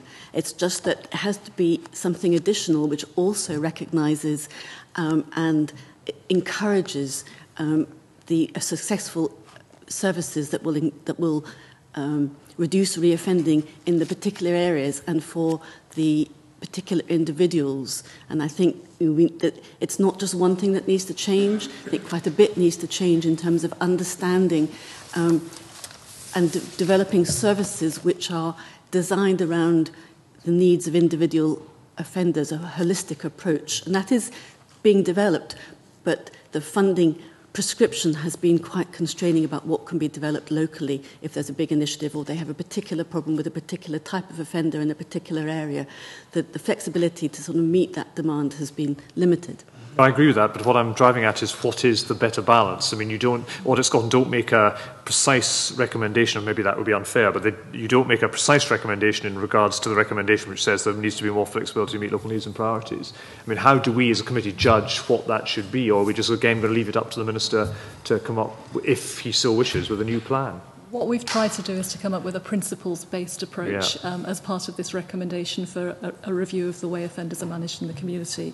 And for example, we're suggesting that there should be clear and shared objectives for how reoffending can be reduced, that all of those who are working to reduce reoffending have got the appropriate powers they need to provide the services that are needed to share information, which can sometimes be a challenge when you're dealing with individual offenders in different parts of Scotland, clear accountability and a mechanism for demonstrating progress. So rather than having set out an approach which we think will work, we've set out some principles that we think need to be applied in taking that review forward. And we hope that would provide you with a basis for assessing the success of any future government changes in policy in this area. And I'll finish with this, Convener, but did Audit Scotland not consider that it might be better to actually set out a very clear funding alternative to the way in which it's being done? You are, after all, Audit Scotland. You know, you could argue ministers are meant to deal with the principles and the overarching spread of policy. But what your recommendations don't do for me is state exactly what actually might work. And will we be any better off in 3 years' time? It's a fine balance to achieve. Yeah. I'm prohibited by law from commenting on policy and the merits of policy. And there's always a challenge that if we recommend a system and then come back and audit it, we're not independent enough to be able to come up with a clear view on how effective it is. But I do think that there are principles here which aren't well met by the current system and where it's possible to look at alternatives that would be better. Okay, thank you. Thank you. Ms Scanlon. Yes, I appreciate that this is also going to the Justice Committee, so I will also be brief. But I have to say, given that we've been critical about others not reviewing services in 7 years, for example, Registers of Scotland, I mean, here we have CGA's never been assessed or reviewed in 7 years. But my question is really supplementary to what Tavish was saying. Although you don't recommend policy, in paragraph 74, you do actually talk about the availability and access to appropriate services, to say there's a strong body of evidence on what is effective in reducing offending. And if I can just go, the first bullet point is relationships with families and about managing your own life skills better. And then if you go over to Exhibit 11, that actually what does work, what you mentioned does work, is the least on offer. And that was what I found incredible. If you take Auditor General, you did mention money and debt management. 1 out of the 7 services offer that. Motivation, 1 out of 7 services offer that. Families and relationships, 3 out of 7. So what I'm taking from this is what works and what is most effective in reducing reoffending is what is least on offer. Is that fair? I know we're looking at just Tayside here, but is that a fair judgment? Across the piece, we think there is certainly scope for a much better match between the services that are available and the evidence about what we know works. You're right, this is just a snapshot for Tayside. If we look across Scotland, the picture looks similar, with the caveat that the directory of services that's available doesn't provide information about the number of places, for example, so it's difficult to do that fine-tuning between the needs of offenders and the actual level of service that's there. But in broad terms, there's certainly room to do more of the right things to reduce reoffending. Given that the CJAs allocate the money, are the CJAs aware of what does work? And if they are aware of what does work and what is effective in reducing reoffending, why aren't these services funded according to the snapshot we have on Exhibit 11? The exhibit here covers both provision by the criminal justice authorities and, yes, I understand, and yes. the prison service. Yeah. And I think the question is one that's better directed to the panel that will follow this one with representatives from those organisations and the Scottish Government. Okay, that's fine. Thank you. Okay, Mr. Dornan. Thank you, Convener. As maybe I should declare an interest here, I was on the CGA between 2007 and 2008 in Glasgow. One of the points that was raised, I think, by Ms Alcott was that this is not a local government body. It felt like it.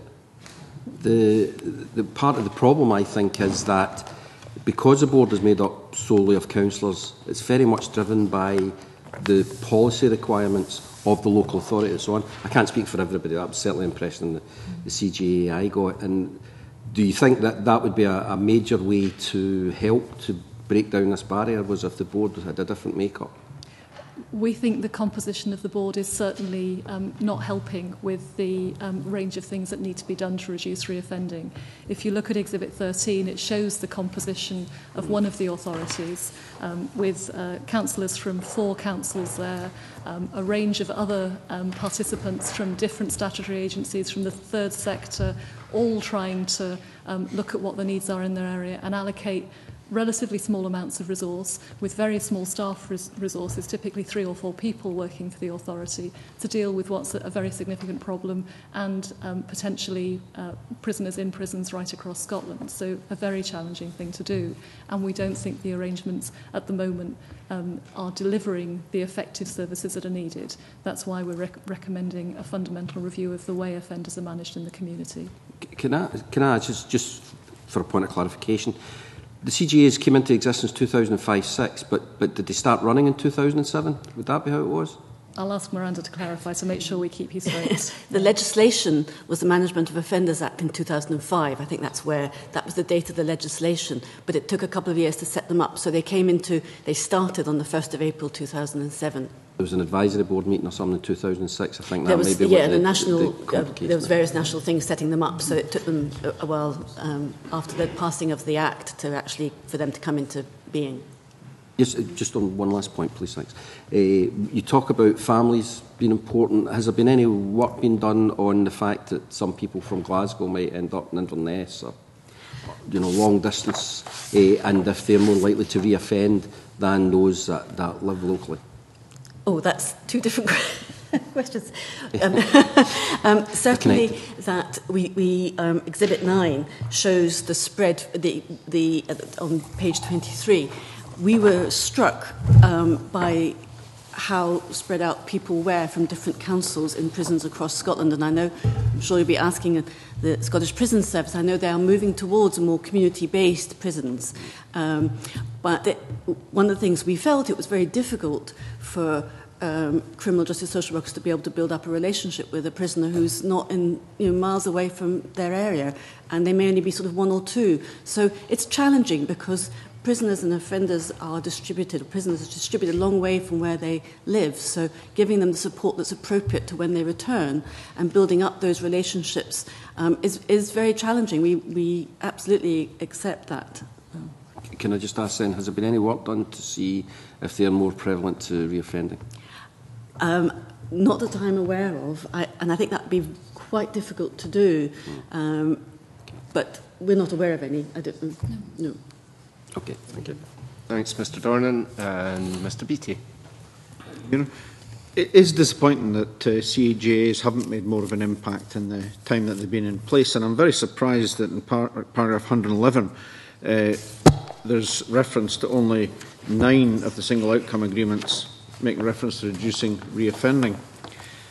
Turning to page 30, the key message there, you're talking about stronger leadership is required if reoffending is to be significantly reduced. Could you give a little more information on that? Where is that lack of leadership? Is it leadership of the CJ itself, or is it a wider issue? I think our conclusion is that it needs both stronger leadership at a national level, because some of the services are so specific that it makes more sense to look at what's needed across Scotland more cost effective. In some areas it needs more stronger leadership at a regional level and a local level, at the CJA level. So I think it's both areas. We think there needs to be more of a drive. So even within local authorities and community planning partnerships, there's room there to be more of a drive because it's a community problem. There's more leadership to be more of a drive at the CJA level and at national level. So that's why we've said right across the board, we think there needs to be more ownership of the problem. There needs to be more, I think we said, shared goals between those bodies who have a contribution to make, so that if reducing reoffending is to be a national goal for Scotland, a national objective, then that has to be reflected in all those bodies who have a contribution to make to that. Were there any obvious areas of good practice, any CGAs that you could hold up and say, you know, if only they were all like this? And in all these cases, there's bits and pieces of some really wonderful and fantastic services that are delivered in different parts of Scotland that are brilliant at helping offenders change their behaviour. And there's good practice scattered throughout. And we mentioned a few places in the sort of 26, 27, some areas of good practice there. It's just that it's not everywhere. That's what we think, that there's examples of really good programmes in every CJA. It's just that they're not always available to the people who need them. Ms. White. Thank you very much, Convener. Perhaps I should declare interest as I'm a member of the Justice Committee, and some of the issues that were raised were actually raised at the Justice Committee yesterday morning, and I know we're going to go further with that. So perhaps it would be good for the Audit Committee to see the Justice Committee's reports. Can I just particularly nail this particular one on the head? 2005, 2006, 2007. Obviously, an Act 2005, implemented 2006, and then obviously going out in 2007. Now, everyone has said that the reason CGAs aren't working is because of the inflexibility. Now, the inflexibility that you see in your report and others have mentioned, that came out of the 2005 introduction in the Act. Can I have clarification of that? The funding, the funding arrangements, criminal justice, funding for criminal justice social work has been ring-fenced even before the 2005 Act, I think. Although I have to say we didn't look at how we didn't track the funding back and the arrangements for funding back. We looked at the funding really since 2007, but the formula was adjusted, but it predates. In fact, we do say something about when the formula I just want to clarify where the inflexibility comes from. If it's in statute in the Act in 2005, that's where the inflexibility comes from. I don't want to lay blame at anyone. I just want to know how we can go about the change. I think the funding arrangements, which is the inflexibility, I think the funding arrangements have been in place before 2005, right, before the 2005 Act. They weren't introduced by the 2005 Act. They were before. Amended. So the funding arrangements, I think, even before the Scottish Parliament came into being? Since 1999. 1999. So it's been that way, and it's been modified, but it's never been reviewed in a comprehensive and strategic approach. Just to say, because it's very confusing when you keep mentioning 2007, and yet really perhaps you should have said since before the Scottish Parliament, this inflexibility, as you might call it, was there.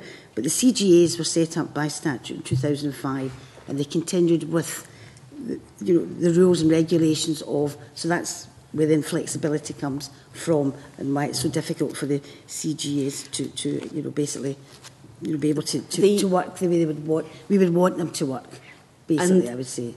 I think the government distributes the funding, so I think that'd be a good question for the government who are coming on. Yes, I'm just asking yourself, because you're here anyway, and it is in your report, you keep mentioning 2007, but it would have been helpful if we could have had a wee bit of background knowledge on that particular one. You also mentioned the fact about reoffending and the money's been put into CGAs. Now, you must admit that £90.3 million was put in, but in 2010-11, £99 million was put in. Would you say that was a good thing, to put extra money into the CGAs and the funding?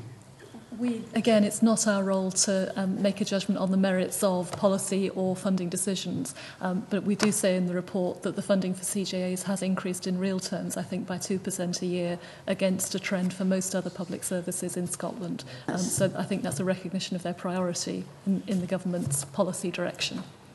I do think it's important to sometimes emphasise the positive and not always the negative which is happening. I just wanted to make one more point.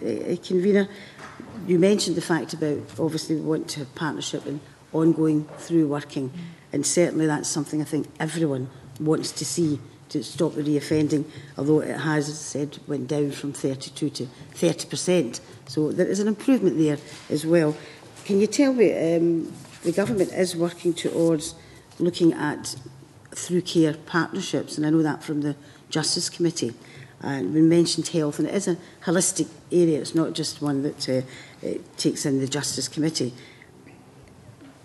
Have you looked at the Scottish Prison Service and the fact that I think you have looked at this actually, that the healthcare is going from the Scottish Prison Service to the NHS, and it may be helpful to look at the reports that we received in the Justice Committee to see just the improvements that are being made there. Exactly what you were saying, Ms Alcock, about working together, and exactly what Mary was saying about certain prisoners not being able to access certain areas, employment and health.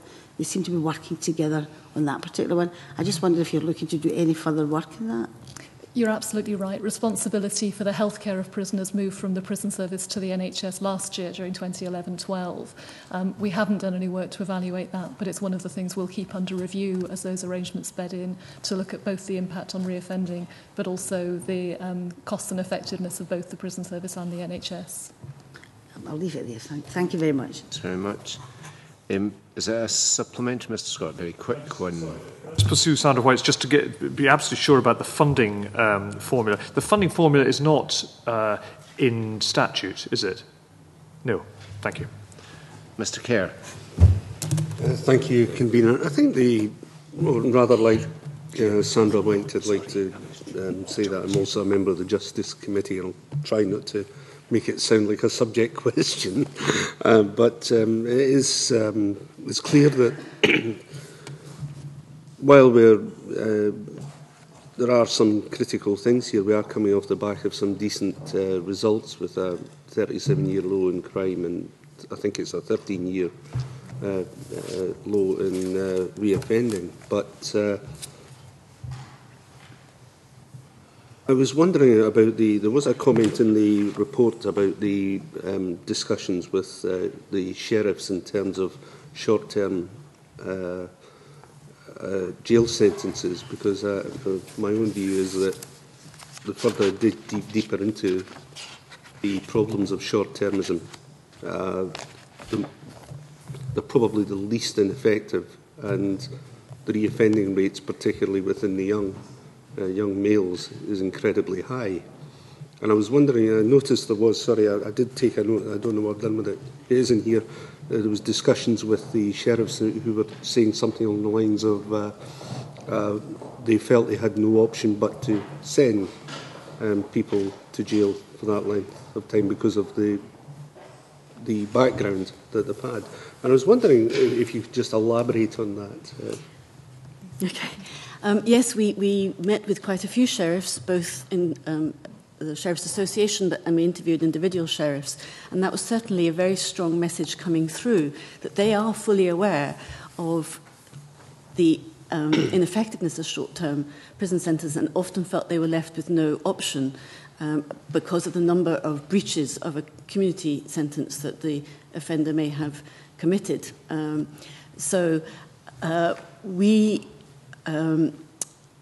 We did look a bit at and the Commissioner for Women Offenders also picked up that in some instances, the drug courts where they have a different dialogue between the sheriff and the offender on a drug and treatment testing order can be more effective. They get more completion rates. And we looked at, we think there's something that could be explored there in terms of once the offender gets to court, and if there's community payback orders, for example, can have a review system, and if the offender goes back to the sheriff for the review of the CPO, that might have more of an impact on whether that CPO is completed. And there is some indications that does help.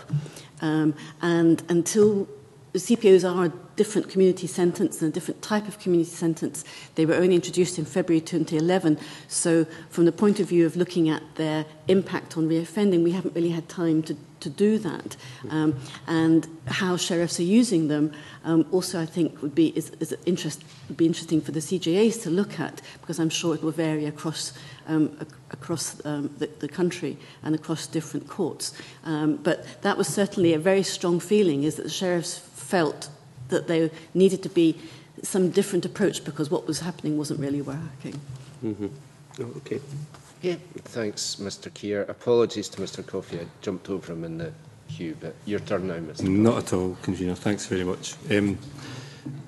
Some discussion about when the CGAs were established. I remember the former Justice Minister making the announcement on the 3rd of April 2006 that the CGAs were established, and the work was certainly well underway when I was elected in 2007, certainly in the South West Scotland CGA. Some of the early work I was able to engage with them at Bowhouse Prison, just outside Kilmarnock there, so the work was certainly underway then, Convener, and it was very much appreciated. I think, at great risk of incurring the wrath of the Auditor General, I see some really positive messages in the whole message about criminal justice and reoffending. As Mr. Keir said, we're looking at a 37-year low in crime in Scotland. We're looking at the lowest reconviction rate for 13 years. Scotland at 30%, I think, in your report, is amongst the lowest comparatively with our neighbouring countries. So I think in that kind of climate, I'm a wee bit confused about why we're looking to want a fundamental review of how we manage offenders in the community. So, some of the statistics, I think, Convener, are difficult to get out, but there are a few that are worth noting, I think. That for the under-21 age group, the reduction in reoffending there has been 6%, which is quite encouraging. But if you look at those that are on drug treatment and testing orders, that's actually dropped by about 16%. So these are very encouraging statistics that I don't think will always automatically come out of the work that the CGAs are doing, but I firmly believe, Convener, that with intervention of the CGAs and other partners, that this is what's happening, and these are the benefits that we're reaping. So just simply to say that I'm very encouraged by the work that's being done by the CGAs and others, that we are seeing the benefits in society generally about reoffending.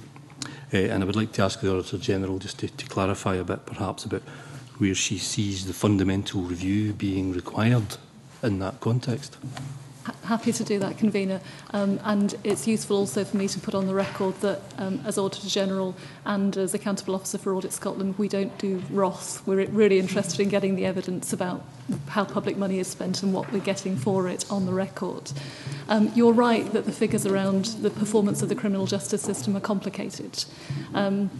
Across the last 13 years or so, both 1-year and 2-year reconviction rates have moved up and down, but they've stayed pretty steady. They're a little bit down this year compared to the starting point, but they've gone up in between, and that's an interesting picture.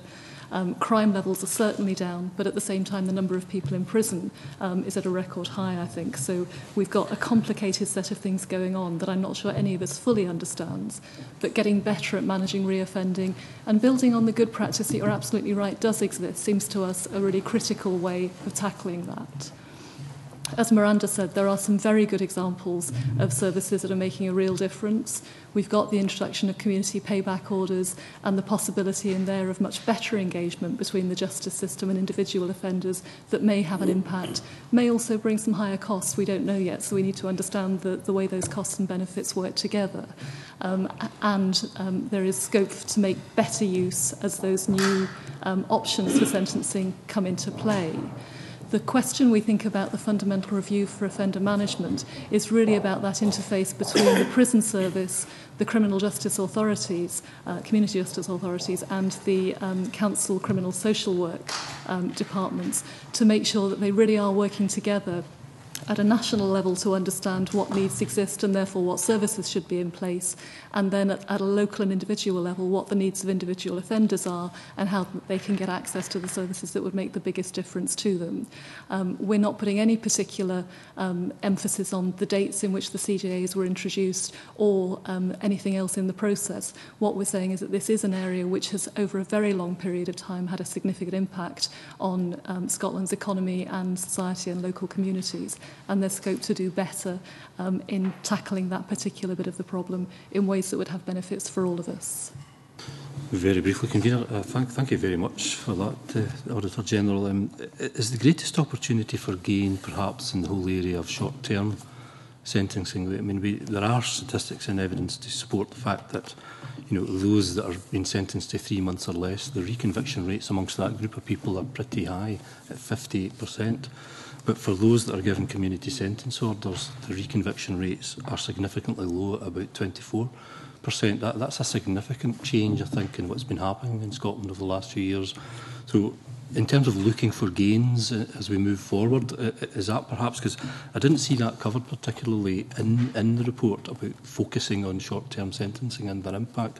Do you think that that's an opportunity for further gains for us as we move forward? We do make the point that short prison sentences are the least effective intervention. The reoffending rates for that group are higher than either for people with longer prison sentences or people with community sentences. So it's certainly an important focus for tackling the problem. We don't think it's the only one, partly because of the mismatch between the services available to tackle reoffending and the evidence of what works and the variability that we do see across Scotland in access to those services. I'm absolutely sure this is tackleable. We think that the current structural and funding arrangements don't support tackling the problem as well as they might do. Thank you. Okay. Thank you very much, and thanks to Mr. Coffey for mentioning the drug courts, since we're obsessing about when they started. That was something I'm happy to say I started some time ago, but modesty forbade me from raising it myself.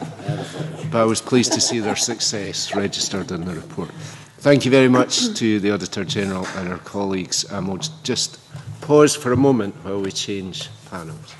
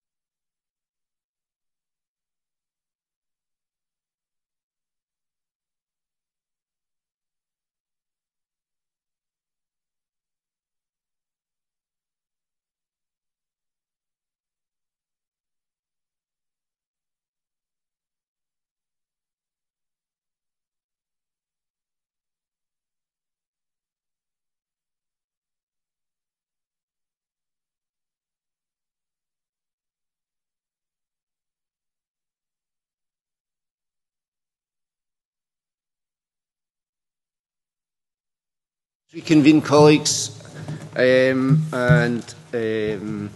for making a bit quicker progress. We need to keep that up.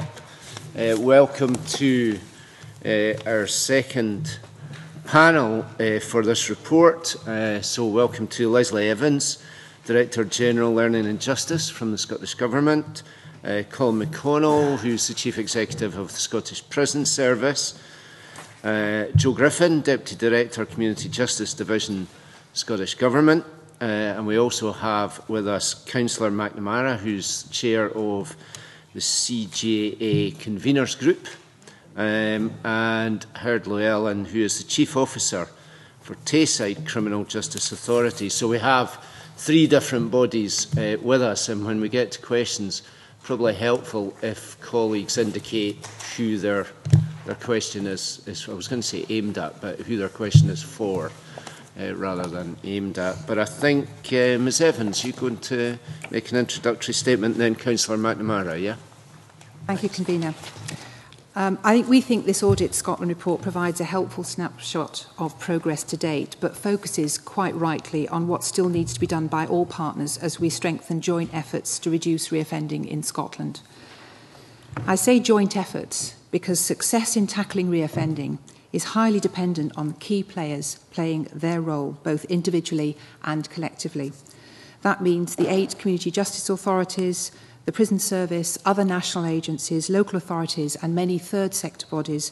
All these partners are going to need to continue to deliver joined-up services, but tailored to individual and local need if we're going to make a real step change in reoffending levels. For our part, the Scottish Government has the unique advantage of seeing the whole system. And with this comes a responsibility to challenge the status quo, drive collective, cohesive and strategic leadership across Scotland and indeed across policy areas other than justice, and to set the performance bar high. We've solid foundations on which to build. Reconviction rates are at their lowest point since 97-98 and recorded crime stands at a 37-year low. But challenges remain, and the Audit Scotland report focuses on 4 areas for the Scottish Government's action. Firstly, it recommends that the Scottish Government improve arrangements for funding community justice, and from April 2013, the community justice authorities will enjoy more flexibility in how they spend Scottish Government finance, funding those activities that evidence tells us are most likely to make the biggest difference in reducing reoffending. Secondly, the report recommends that the Scottish Government improve the range of performance measures to assess the effectiveness of the prison service, CJAs and councils in reducing reoffending. There is undoubtedly more to be done here. We're working with stakeholders to develop a national performance framework to assess performance more effectively, and we can discuss that more. Thirdly, the report wants us to review current arrangements for managing offenders in the community, and this is significant. Progress in improving aspects of community justice have been more in spite of the current structural landscape than because of it, and you've been hearing a little bit about that, I think, in your previous session. We need to redesign the community justice system in order to ensure strong, visible leadership with transparent and robust accountability and evaluation arrangements. So the Scottish Government will be seeking views on the redesign of community justice structures in the very near future. Fourthly, the report recommends that the Scottish Government works with our partners to ensure that services are designed and delivered to best meet the needs of offenders. And by April, we will have established demonstration projects in several prisons to test the impact of different support packages for offenders as they leave prison. The results will inform future practice. Finally, and crucially, research tells us that even the most successful programmes produced relatively modest reductions in reoffending. As the Christie report emphasised, we need to invest effort and resources on prevention rather than intervention. Compared to the general population, those in prison are 13 times more likely to have been in the care system and 10 times more likely to have truanted regularly. So intervening early is vital in order to divert individuals from making the wrong choices and impairing their life chances. Investing in parenting in early years, equipping children with the skills to make a positive contribution through Curriculum for Excellence, and the whole system approach to youth offending, which was piloted in Aberdeen, are all specific examples of this preventative approach. So, as Accountable Officer for Justice and with my colleagues, including the Accountable Officer for the Prison Service, we stand ready to discuss the Scottish Government's role in and commitment to reducing reoffending and the support we're providing for others to play their role too. Thank you very much. Councillor McNamara. Thank you very much, Chair. I don't have a written statement, although that was very eloquent, I have to say, and well put. I was more interested in what you were all talking about earlier, and I would like to engage with you in those discussions, because I've been involved with CJAs since 2007, when I was the first convener of South West Scotland. And I have to tell you that the difficulty in trying to establish trust and confidence in all of the agencies that we're going to discuss today wasn't easy. You can well imagine me going into the prison service and saying to them, you need to change the way that you deal with prisoners on release. You go into criminal justice social work and say to them, you need to do better out in the community. You go to all of the different agencies. You go to the judiciary and ask the judiciary to play its part in this. And I've been now convener for 6 years, and only last week did we have our first sheriff come to a conference in Kilmarnock to share his experiences of the bench with social workers, and for social workers to engage with him. And he learned and we learned, and that's the problem. It's a learning curve, and it doesn't happen overnight. It takes time.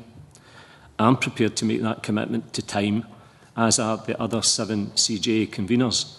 I've recently been elevated to the high post that you heard, and I'm looking forward to the challenge that brings us. But ultimately what we want to do is to engage in early intervention, as the Christie report said, unless and until we start to identify and support families, especially young single women with children, then we are only creating or cultivating another generation of young people who will come through and possibly end up in the criminal justice system. So we need to do an awful lot more, and we're certainly up for that challenge. I look forward to our discussion. Thanks, Convener. Thank you very much. Perhaps I could ask Ms Evans to say a little more about the redesign, which you said you undertook. I mean, the report itself and the previous evidence we've heard certainly implied that there were problems with the structure, the institutional landscape, I think you called it, that we were looking at. And you said there that Scottish Government were looking to redesign it. And I'd just like, perhaps colleagues in the Justice Committee know this, but what's the scale of that redesign? Are the CJAs to be swept away, and is this a blank sheet of paper that you're working with? Yes, Convener, I think we're acutely aware, even before the conversation that you had in your earlier session, of the flaws which exist in the current institutional landscape. And many CJAs have done some really splendid work in addressing reoffending. But the infrastructure of CJAs does not work as effectively as we need it to address the reoffending levels that we're experiencing. So Mr McCaskill announced a couple of weeks ago that he would be seeking to redesign the landscape and to redesign the system. And that might take a number of different options, which I think were probably referred to in your previous session. So it might be that in taking the current CJAs away, I don't know about sweeping away, but certainly removing those, we would be looking to a more localised structure, or a regional one, but different to the current, which is not, the status quo is not tenable, I think Mr McCaskill said, or a national structure. So what we intend to do is, and we've already spoken to CJAs and COSLA and other colleagues about this, is to start a consultation process which will be announced in the next couple of weeks, and an opportunity therefore to look at a redesign which would take account of what we have learnt from our current experience of working with CJAs, knowing what works and knowing about some of the constraints that we're operating on, not just financial, but also the importance of the interdependency and the interoperability of national institutions as well as local institutions. So we'll carry out a formal consultation. If we were to change the structure, we would need legislation to do so. So whether that's national, local or regional, we would need legislation. So this isn't going to be a very fast change, but it is one that we're intent on. And I think it will be important that we continue to make progress and continue to address the performance and the outcomes that we're seeking in the meantime. Thanks very much, Ms Scanlon. Okay. Can I just, before coming to my substantive question, on paragraph 118, it says that the effectiveness of CJAs in reducing offending locally has never been systematically assessed. So, you know, if you say you found flaws within the system, why have you never assessed the performance of CJAs in their operational period of 5 years? I think we would question that they have never been assessed. I mean, clearly CJAs are responsible for reporting on and do on their own performance. I'm just quoting from Audit Scotland report. It's not my thoughts. No, I'm absolutely quoting from that. it. Yeah. Absolutely understand that. But I mean, I think we would say in response to that CJAs are responsible for their own performance. In addition, I think CJAs have done some very good work recently at looking at standardising a national performance framework, and indeed colleagues may wish to speak a little bit more about that came in, I think, since last April. They report to us every year. We look very carefully at those reports. In addition, we publish data, some of it quite granular in terms of the detail of that data, about the reoffending levels in CJA broken down into regional levels. And of course, we've had the Angelini Commission most recently, which I think has given a very clear view on the effectiveness and the collective impact of CJAs. So I think I would challenge the fact that there haven't been, both annually and more recently, substantial consideration of the performance and impact of CJAs. And they themselves might want to say a little bit about how they operate at a CJA-specific level in terms of their performance regime. That's fine. I just wanted to clarify that. Can I just put another point on the table? I think it's worth mentioning that the Scottish Government estimates the total economic and social costs of reoffending are over £3 billion. So I think it's important to look at that figure. And also the prison population is over 8,000. But when you look at the figures, in 13 years, and I'll quote again from the Auditor General, reconviction within 1 year remains relatively static. Page 4, at 30%, down 2% in 13 years. When the CJAs were set up, and as other colleagues have said, more money has been invested in them. Did you expect a reduction of 2% over 13 years? I know the CJAs weren't there all the time. That's my first question, and I don't want to pitch it at one person and deny someone the opportunity of pitching in their wisdom. But my second question is the one I asked earlier, and that's really that there is a strong body of evidence on what does work, what does reduce reoffending. And if I can quote from paragraph 74, one of the main things is to improve relationships with families and manage life skills. If I go to Exhibit 11 on page 25, and I appreciate that it's a snapshot referring to prisons and councils where prisoners from Tayside are located, but if we look at one of the most important things that does work, that's families and relationships, they're only available in 3 out of 7 services. If you look at money and debt management, which the Auditor General mentioned earlier, money and debt management is available in 1 out of 7 services, and motivation 1 out of 7. So the point that I made earlier, when I know some of you were in the room, we know what works, and it seems to be that what does work is what's least available. So can I just ask whoever wishes to answer that question? I'm happy to start off, certainly to talk about your first question about the performance or the percentage point change over the past 13 years. I mean, it is true to say that the 1-year offending rate is at the lowest level since records were taken or began to be collected 13 years ago, and that is 1.7 percentage points reduction. Not huge, but it is in the right direction. That's 2% over 13 years, yes, despite all the money. However, I think the other thing, which is perhaps a more sensitive piece of data, is the frequency with which people are reconvicted, because that gives us a more sensitive understanding of individuals and the way that they're operating within the reoffending landscape. And over the 13 years, we have reduced down, the frequency with which people are reconvicted has gone down by 12%. Now again, not a huge amount, but when you plot that against the figure that you were quite rightly quoting, the £3 billion cost to the Scottish economy, that amounts to £366 million which have been saved in that cost by the 12% reduction. So we are by no means complacent. We cannot afford to be, not least, as Colin will talk about later on, I'm sure, with prisons which are bulging at the seams with people. This is one of the, if not the most important area of policy for the justice portfolio. There has been some progress, and to start your second question, you're quite right. We do know what works, and we've spent a lot of time working with partners, including CJAs, analysing and collecting data and evidence and international evidence about what works. The point you are making about families and relationships is very pertinent. I'm sorry, Convener, it's not the point I'm making. It's the point the Auditor General it's makes. the question you were and asking. It's made in paragraph 74. Quite I just right. don't want you to think this is my views. I'm quoting from the report. Not at all. The And point you from were making previous about evidence that, session. Yeah, absolutely. Yeah. About the Exhibit 11 and the issue about family relationships. Yes. One of the initiatives which we are just starting, and Joe may like to say a little bit more about this in a minute, is a programme of funding through the Reducing Reoffending programme, specifically addressing mentoring and building mentoring relationships, providing opportunities for people leaving prison to be offered mentoring relationships, which we know make a difference to the way in which people regard their post-offending life, the behaviours, the skills, and their attitudes. So that is one of the aspects which I would say we have made real strides in trying to get a national approach in funding terms for local mentoring services.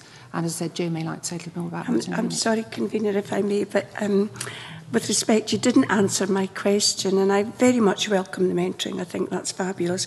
But my question was that what does work, for example, the families and relationships, what does work appears from the snapshot to be what is least available.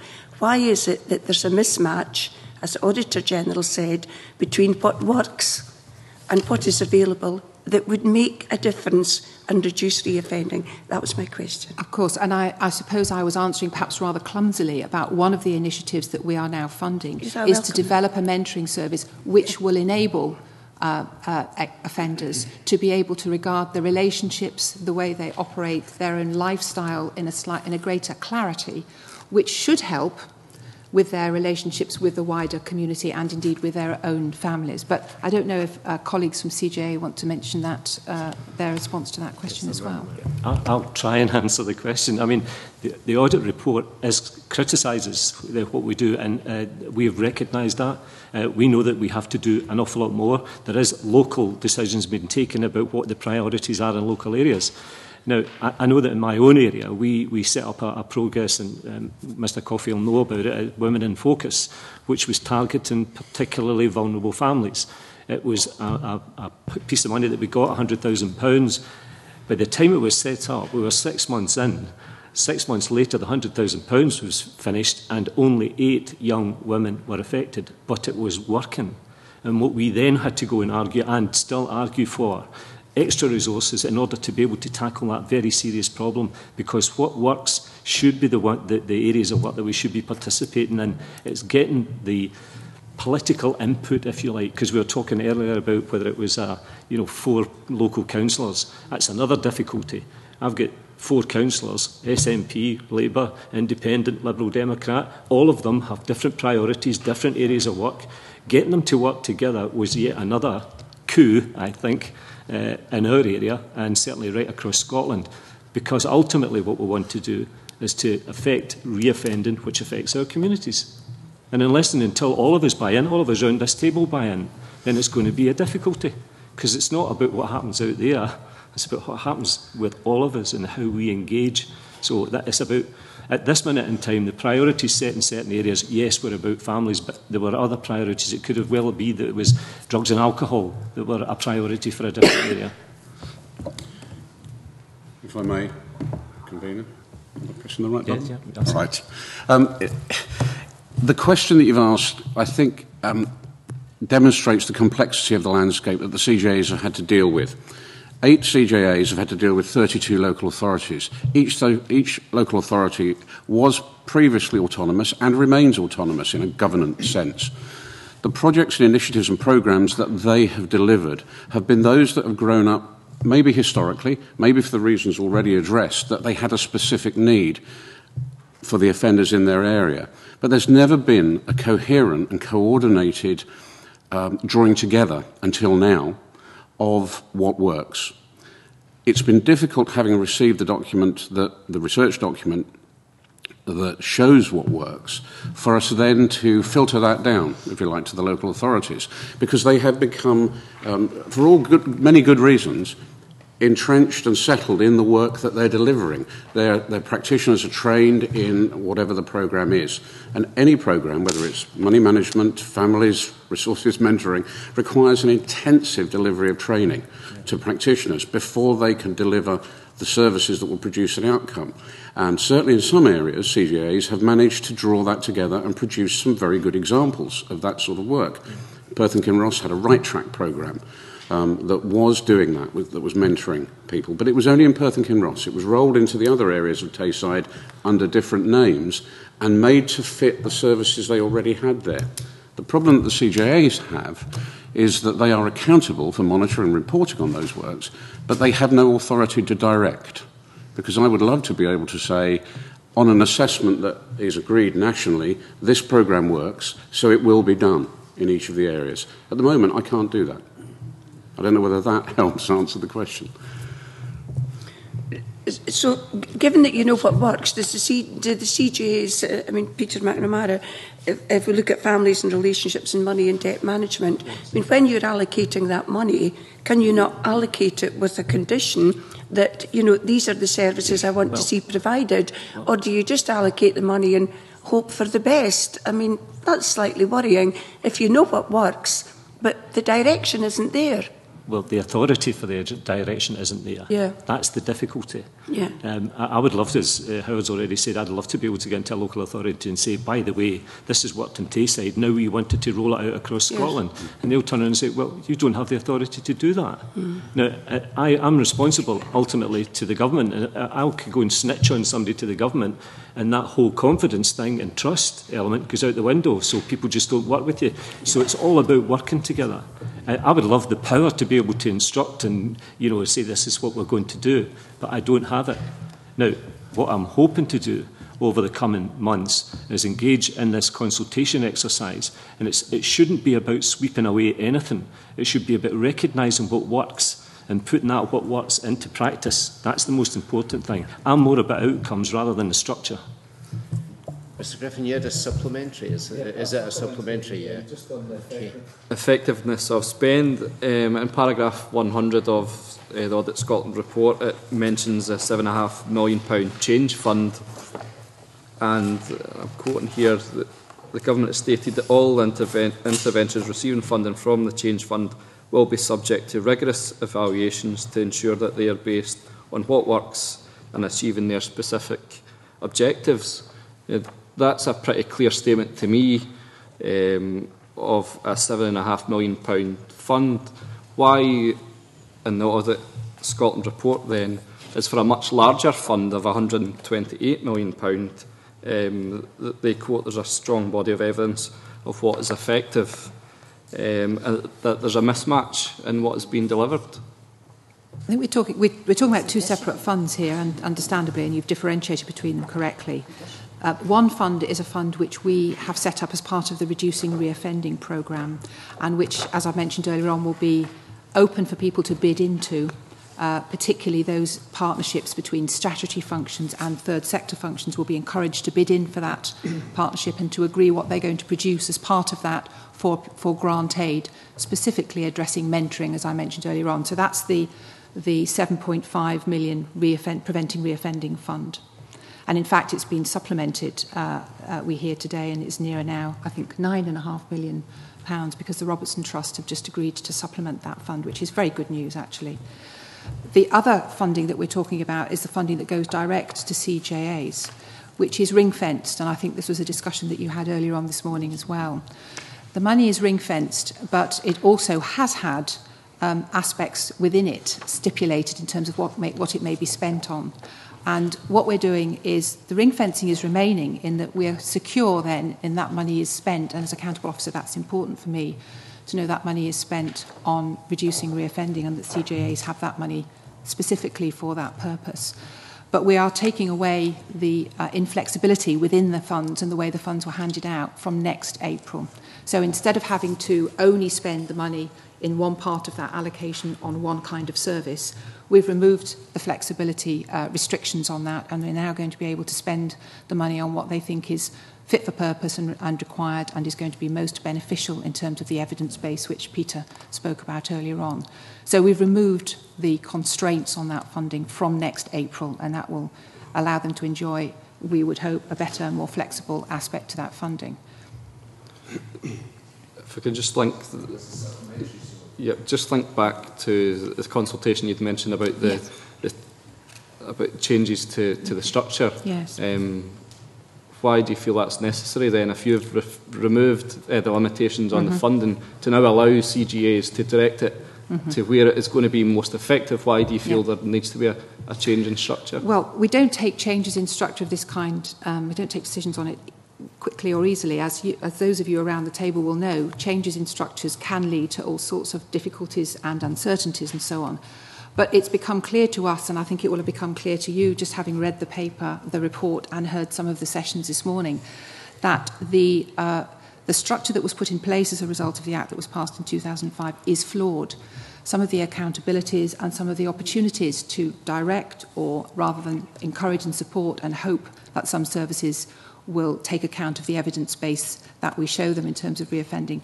That is not an easy landscape within which to have full confidence about the transparency, the accountability and the robustness of the services that we need to direct. So it's a flawed system.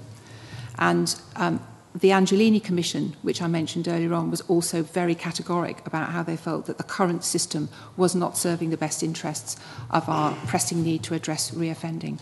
So it's not a decision we've come to slightly, because we know that changing structures, as Peter said quite rightly, is not the answer to outcomes. But in this case, we're being convinced, and in talking with our colleagues on the ground who are having real challenges, as Peter describes them, in encouraging local authorities to direct their resources in the place that they need to be for reoffending, that a structural answer will be a helpful solution to some of these difficulties. And it will draw on the experience of, we know, what hasn't worked.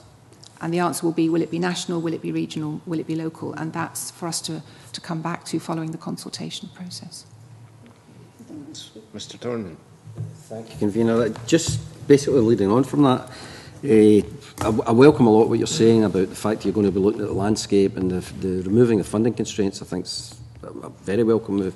As I said earlier on, I was on the CGA between 2007 and 2008, and although I did complain about there being all councillors on the board, particularly as I was the only opposition one, I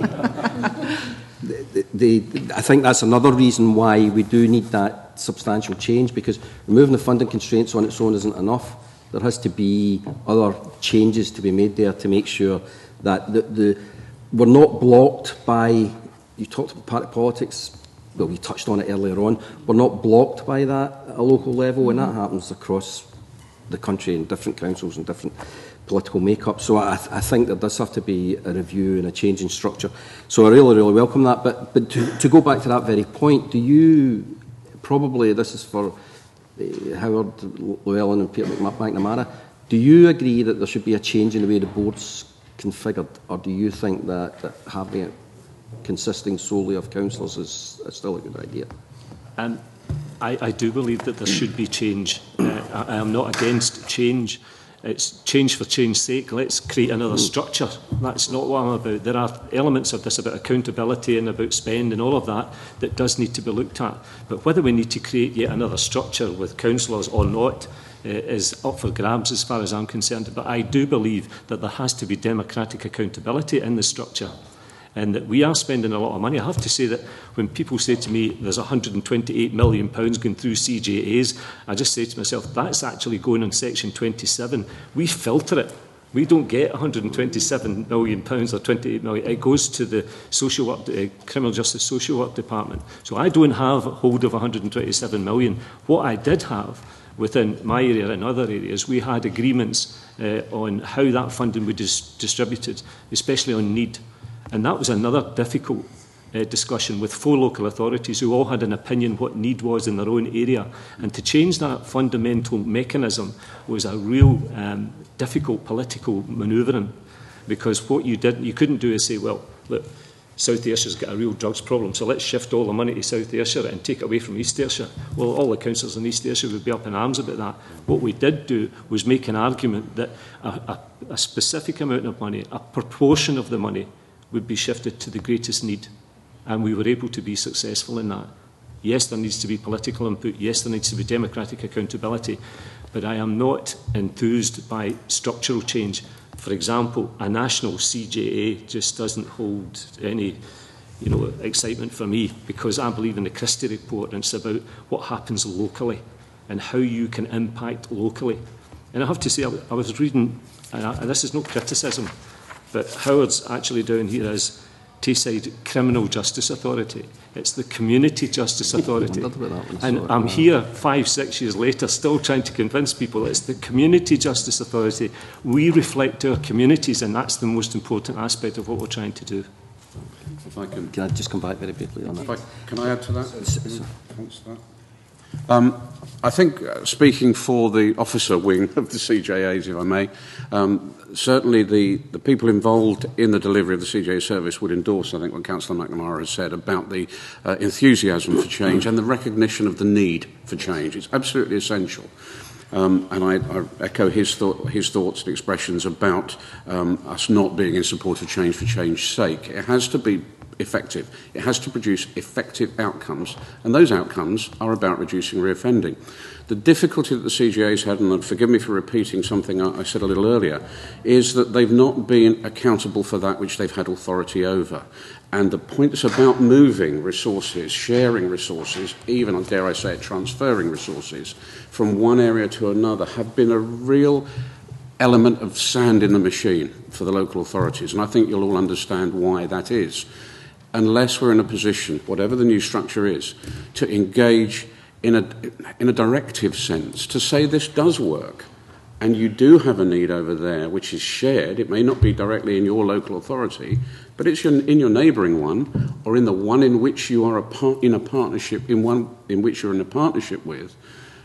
I think we won't be able to reduce reoffending as effectively as the report says we should. So I think it's about the issues of accountability and authority, and the ability to direct resources where they're needed when you've identified what the best resource is. Just very briefly then, I mean, clearly, I don't imagine any of you wants to throw the baby out with the bathwater. I'm sure that everybody's aiming for the same thing here, and that's just reoffending. But they talk in here, in between paragraphs 100 and 101, they talk about the relationship between CGAs and, for example, the CPPs and the alcohol and drug partnerships not being all it should be.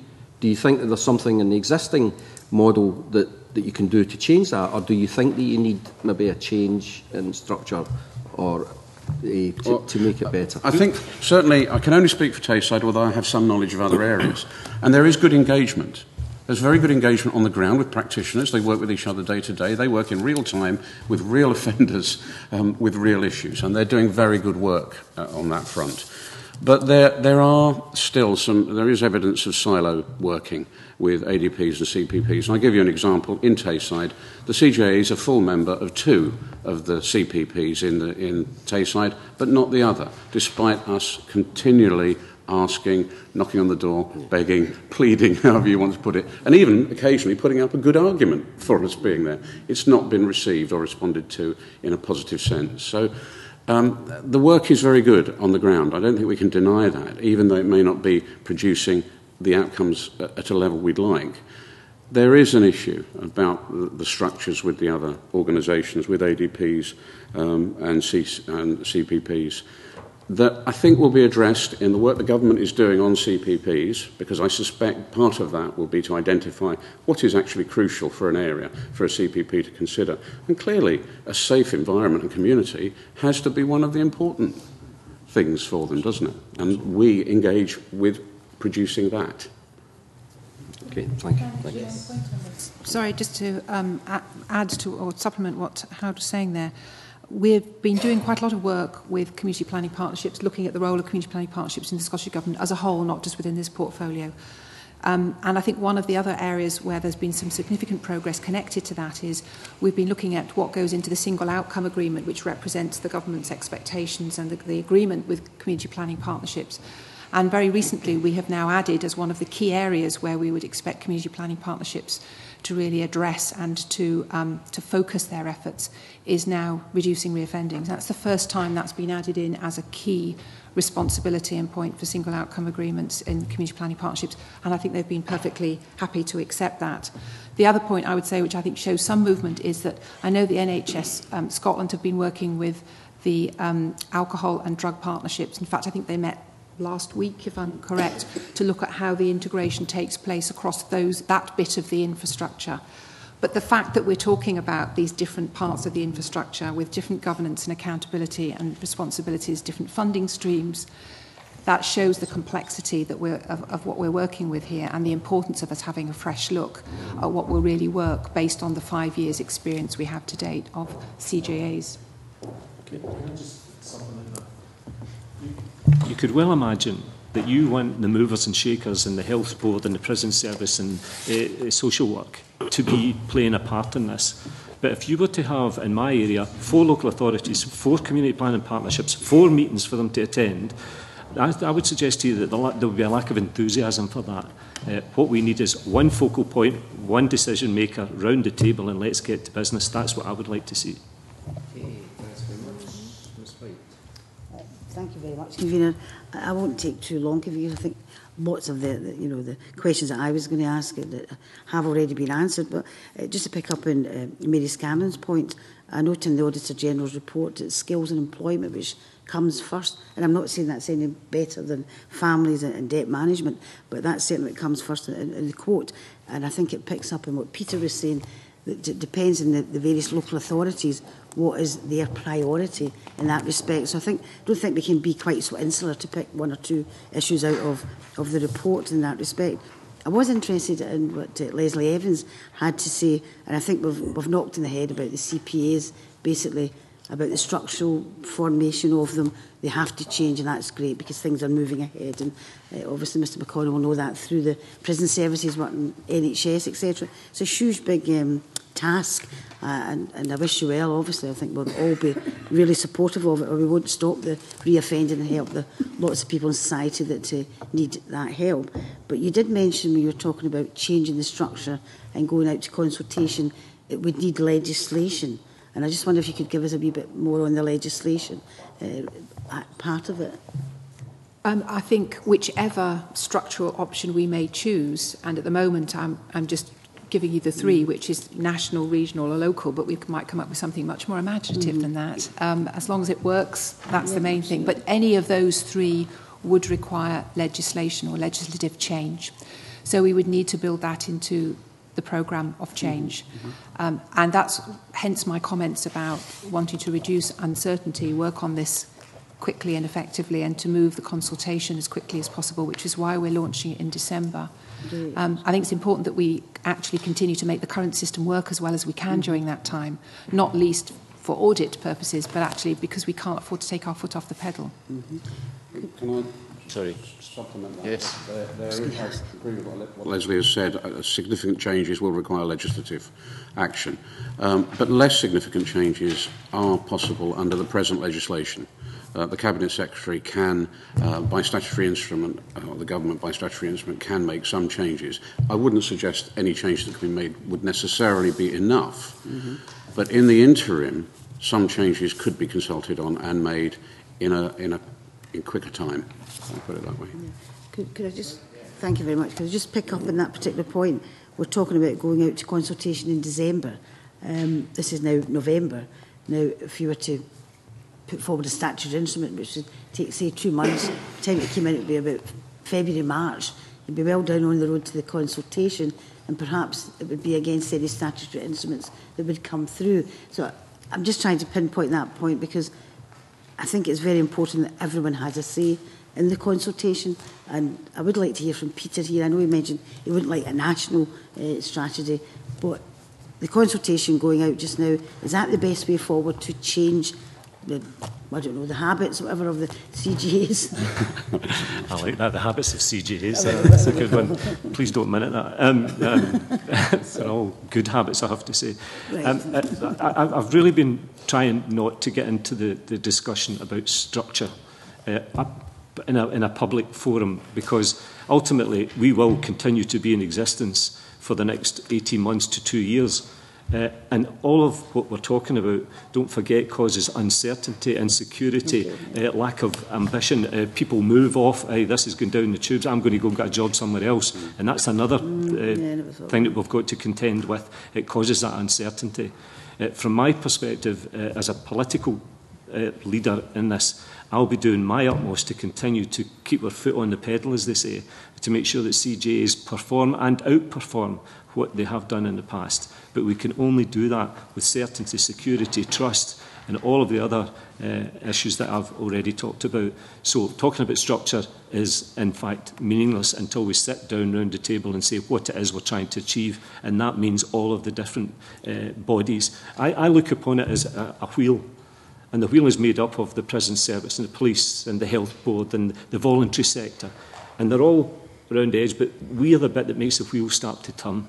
And honestly, if you took that away, they would all reverse back into their own disciplines. And although I do believe that, and I haven't met the new Chief Executive of the Prison Service, who is a big fan of community engagement, and that's a plus, and that's what we really need across the board. Thank you. Thank you, Kavina. Thank you. Mr. Beattie. Thank you. In view of the time, I'll just ask one question.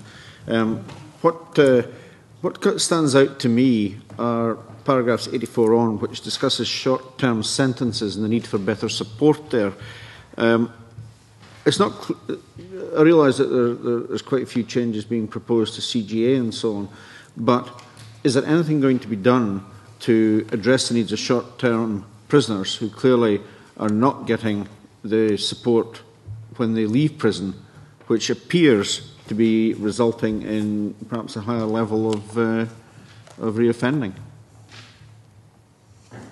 I might ask Colin or Joe to say a little bit about what we have just begun to undertake on. I mentioned it in my opening remarks, actually, about through care, and that is specifically aimed at those offenders who are serving 4 years or less, because above 4 years you're entitled under statutory terms to some of these services. But there's a very big programme of work just beginning in prisons, and Colin might like to say a little bit about that, which is specifically looking at the points of vulnerability when offenders leave the prison estate, and the opportunities that we have to provide continuity in that service and support for those individuals. Don't know if you want to say something about that, Colin. Yeah, sure. I think those points are well made, and we've known the situation with short-term offenders for some time. So there's no ducking and diving. We can't sort of pretend it's just something that's come round the corner and hit us. The fact is, and our jurisdiction is no different. The concentration has been for many, many years on the more serious offences that attract 4 years plus sentences. The statutory provision, that's where the bulk of our focus has been. In some ways that's quite understandable. But of course the real volume stuff is at the short end of sentences, short-term offenders. And I think, in a sense, it's taken us some time to get there, but we recognise that we really need to achieve a much better balance between the focus, rightly, that we have on addressing the serious end of offending. But we really have done that, I think, to the absence, in a sense, the lack of attention to those who are spiralling through the revolving gate, if not year on year, sometimes month on month. So I think that recognition having been made, there's a number of initiatives now being driven by the Scottish Government, which Joe may wish to touch on. But as far as the Scottish Prison Service is concerned, I had a great opportunity to deliver the Sacro lecture a couple of weeks back in the Signet Library, and I signalled very, very clearly then that the Scottish Prison Service has to operate beyond the walls of prisons. And you've heard it commented on already. This is a Scottish prison service. It's on the move to join up with its community partners and to join up to deliver the wider reducing reoffending strategy. I think the Audit Scotland report has been, a real cold bucket of water for us, clearly demonstrating for us that our focus has been primarily, and it's historical, on running prisons safely, decently and securely. Now, performance has been really impressive at that. When you see how the resources have been used, towards 80% of those resources are used on restriction. Of course, that's about public safety and confidence, and that's understandable. And within that, 71% of our pay bill on staff is actually on the prison officer. And again, that's understandable because it's safe, decent and secure. But our clear direction of travel is for those prison officers who are very well trained and highly skilled to get the opportunity, to be given the opportunity more widely, to take those skills out into the community with the offenders on the basis of a through care pathway. And that's a journey we need to go with our community partners to really make an impact with short-term offenders to reduce the likelihood of reoffending. If I could just mention a couple of changes that we're making in respect of through care. I think one of the very important things we've done recently is to stimulate the voice of people that have been through the system. We're now financially supporting a group called Positive Prisons, Positive Futures, who are looking to establish a whole series of regional fora of ex-offenders that have been through the system who can advise us at a national level on the development of policy, but also colleagues who are commissioning regionally and locally about what really works based on their lived experience of having been through prison or a community order. We think that needs to happen much more across the system, and we're very happy to support and to stimulate that. I think the second thing comes back to this issue of mentoring and the Change Fund, the nearly £10 million that we'll be investing over the next 3 years to expand the range and type of mentoring services that are available. The thing with that is not only providing a support for motivation and somebody's psychological state when they're released from a prison, but also it's a very practical way of ensuring that they access the services that they are entitled to as citizens. So they leave prison sometimes as an ex-offender with specific services as an ex-offender, sometimes as a citizen who are entitled to housing, entitled to help with their drug problem, whatever that might be. A mentor is someone who can physically make those appointments for them, can cut through quite a lot of the bureaucracy and ensure that the person who needs the services are brought to them and to disentangle what is otherwise a very complex landscape for them. And we're very optimistic that that can help us make improvements in how through care works. Mr. Coffey. Convener, the cold bucket of water report, Mr. McConnell mentioned there. I think, Ms Evans, your comments about the service redesign, let's call it, I mean, I think if we didn't have the CGAs, I think we would end up in reinventing them anyway. And I witness first-hand to some of the great work that has been going on. And I think we really should pay tribute to Councillor McNamara and to Mr Llewellyn, whom I don't know, for some of the work and achievements that have been made over a long number of years. So I'm fairly confident that the work that you're doing and carrying out will continue in some shape or form. And I do think that the work that you have been doing is contributing to some of the positive statistics that we've actually shared today. I just wanted to raise one point, and it was the first message that I picked up in my first meeting with the CGA in South West at Bowhouse Prison, and that was the importance to everyone of prisoners being located relatively close to where their families are. And there's a map on page 23 in the Auditor General's report that exemplifies Tayside and the fact that prisoners can be scattered all over Scotland, and I'm pretty sure, Convener, that's a similar picture elsewhere. Do we think, Miss Evans, that there might be a view to making some inroads in that, to try to locate prisoners as far as possible and as best we can close to where their families are? Because this seemed to everyone at that early stage, Councillor McNamara as well, that it was an important factor in tackling reoffending, to try to give families closer and direct access to their family members who are serving sentences. Yes, I'm sure Colin will want to say something about this, but I think there are two issues here. There is the fact that there are sometimes national or specialist facilities which are only located in some sites.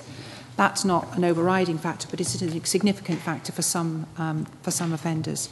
I think the other point is the Women's Commission, the Angelini Commission, was very specific. The report was very specific here about the importance, particularly for women. But I think the great thing about the report actually was quite a lot of what it said was transferable to other people, particularly vulnerable people in the prisons and going through the prison service and going through the justice system. And the Commission was saying that regional units were probably the answer, and maybe a national unit for women with complex needs or high risks. And we're looking very much at that report and acting on the vast majority of the recommendations, including that one. We've also done quite a lot recently, as Colin will testify, to move women out of Cornton Vale and into other prison areas. But you might want to say a couple of points about that. Yeah, I mean, you're right. The Exhibit 9 example is probably fairly representative of what happens more generally. And again, it's certainly not in defence, but a fairly typical position across most jurisdictions. The sad reality is that the prisoner isn't a sort of homogenous group, and neither are prisons. Some prisoners require very specialist interventions. Some who are serving very long sentences don't necessarily fit best in a local environment. And the way the service is set up as a national service is to make the very best use for the most people of the flexibility of the accommodation and the services that we have. That said, when HMP Grampian comes on stream towards the end of next year, it's Scotland's first community-facing prison.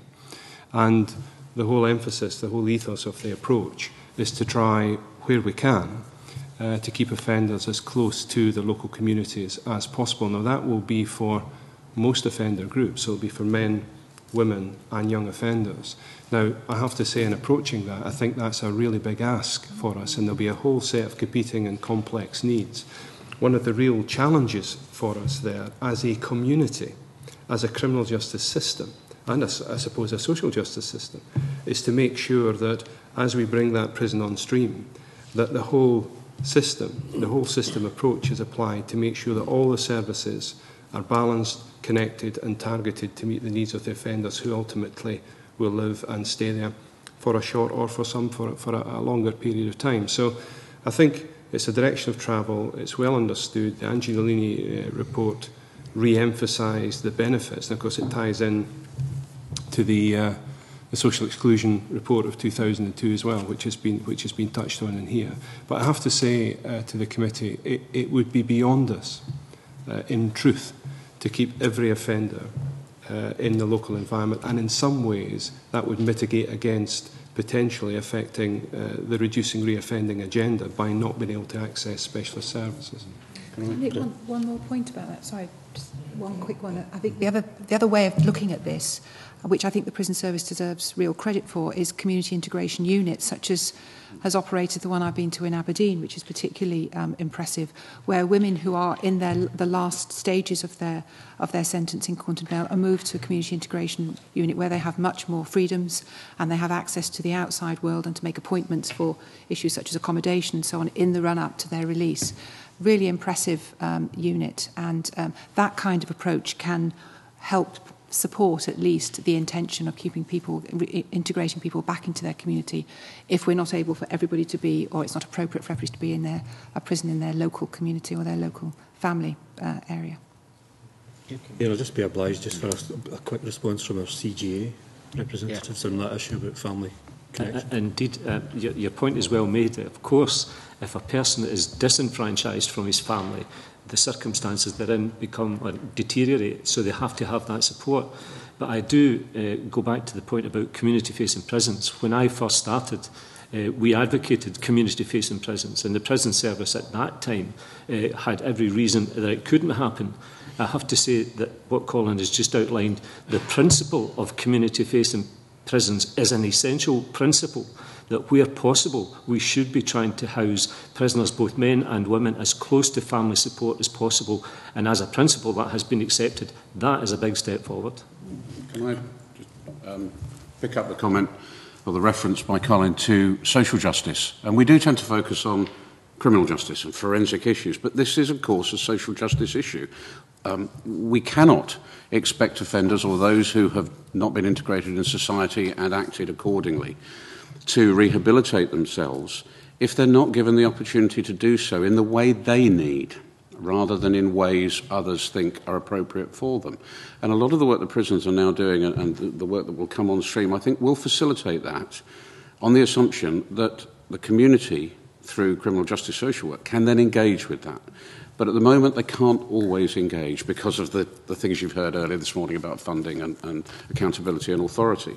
But if you can move to a time in the future when every prisoner will have a through care plan that starts from the moment the court report is written and doesn't finish until they themselves have shown over a period of time that they have integrated, they have rehabilitated, they have reduced their reoffending. They may not have stopped reoffending, because that can be quite difficult for those in chaotic lifestyles and with drug and dependency issues. But until that time occurs, and I think we can achieve it, we'll still be floundering a bit. And the object, as far as I'm concerned, is that we see that through care plan for every prisoner, man or woman, throughout their time in prison and into and after their time with community justice. Okay, thanks very much. Mr. Keir. Okay, thank you very much. Anyone got any? Mr. Griffin, quickly. Yep, it was just back on short sentences. Mentioned the advances with through care and mentoring, and I've no doubt that will improve the services. But I visited Barlinnie, and those were the big concerns. It was about financial advice, it was about housing when they left prison. But one of the concerns they had in the prison was that if they were on a short-term sentence, they didn't have access to programmes to increase their employability, for extra skills, and it was just wondering how you would try and address that issue of short-term prisoners not having access to those same level of courses as others. It's one of those sort of rifle shot questions. It is extraordinarily difficult, and there's a number of factors. We talk about the what works agenda, and my concern sometimes is it's like a series of jigsaw pieces. If we just put it all together, then somehow the magic picture appears and an individual doesn't move on to reoffending. It's sadly not quite like that. I'd much rather see it as what helps rather than necessarily what works in every occasion. But in terms of the short-term offenders, again, they're not a homogeneous group. All we're saying is short-term is less than 4 years, really. And some people have extraordinarily short sentences. We're talking sometimes days or weeks in custody. Now, the reality is, regardless of how well-intentioned or resourced your Scottish prison service is, our ability to engage positively with them and to encourage them to make positive choices about their future is seriously impaired, if not, doesn't exist in the first place. By the time we introduce somebody to custody, do their basic screening, in many cases, they're already passing back into the community. And I think that goes back to the previous discussion we had about, the revolving door. The reality is that there is little that can be positively done with offenders who are not spending a significant number of months in custody if we're trying to change and affect attitudes and positive decision making through particularly positive role modelling. Now, I understand, as a professional jailer, that for many custody is absolutely necessary, and it's not for me to chide the judiciary and say that this is right and that's wrong. But we have to be realistic about what the capability and the capacity of custody is, and we can do many, many positive things, but we need time to do it.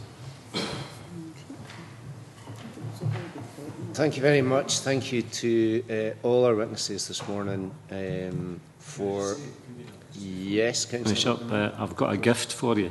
It's an early Christmas gift, and it will be sent to you. All of the committee will receive a video made by Alan Weaver, who's an ex-offender, and it's about desisting from criminality. It's a fantastic watch. I would ask you to have a look at it and give me your feedback from it.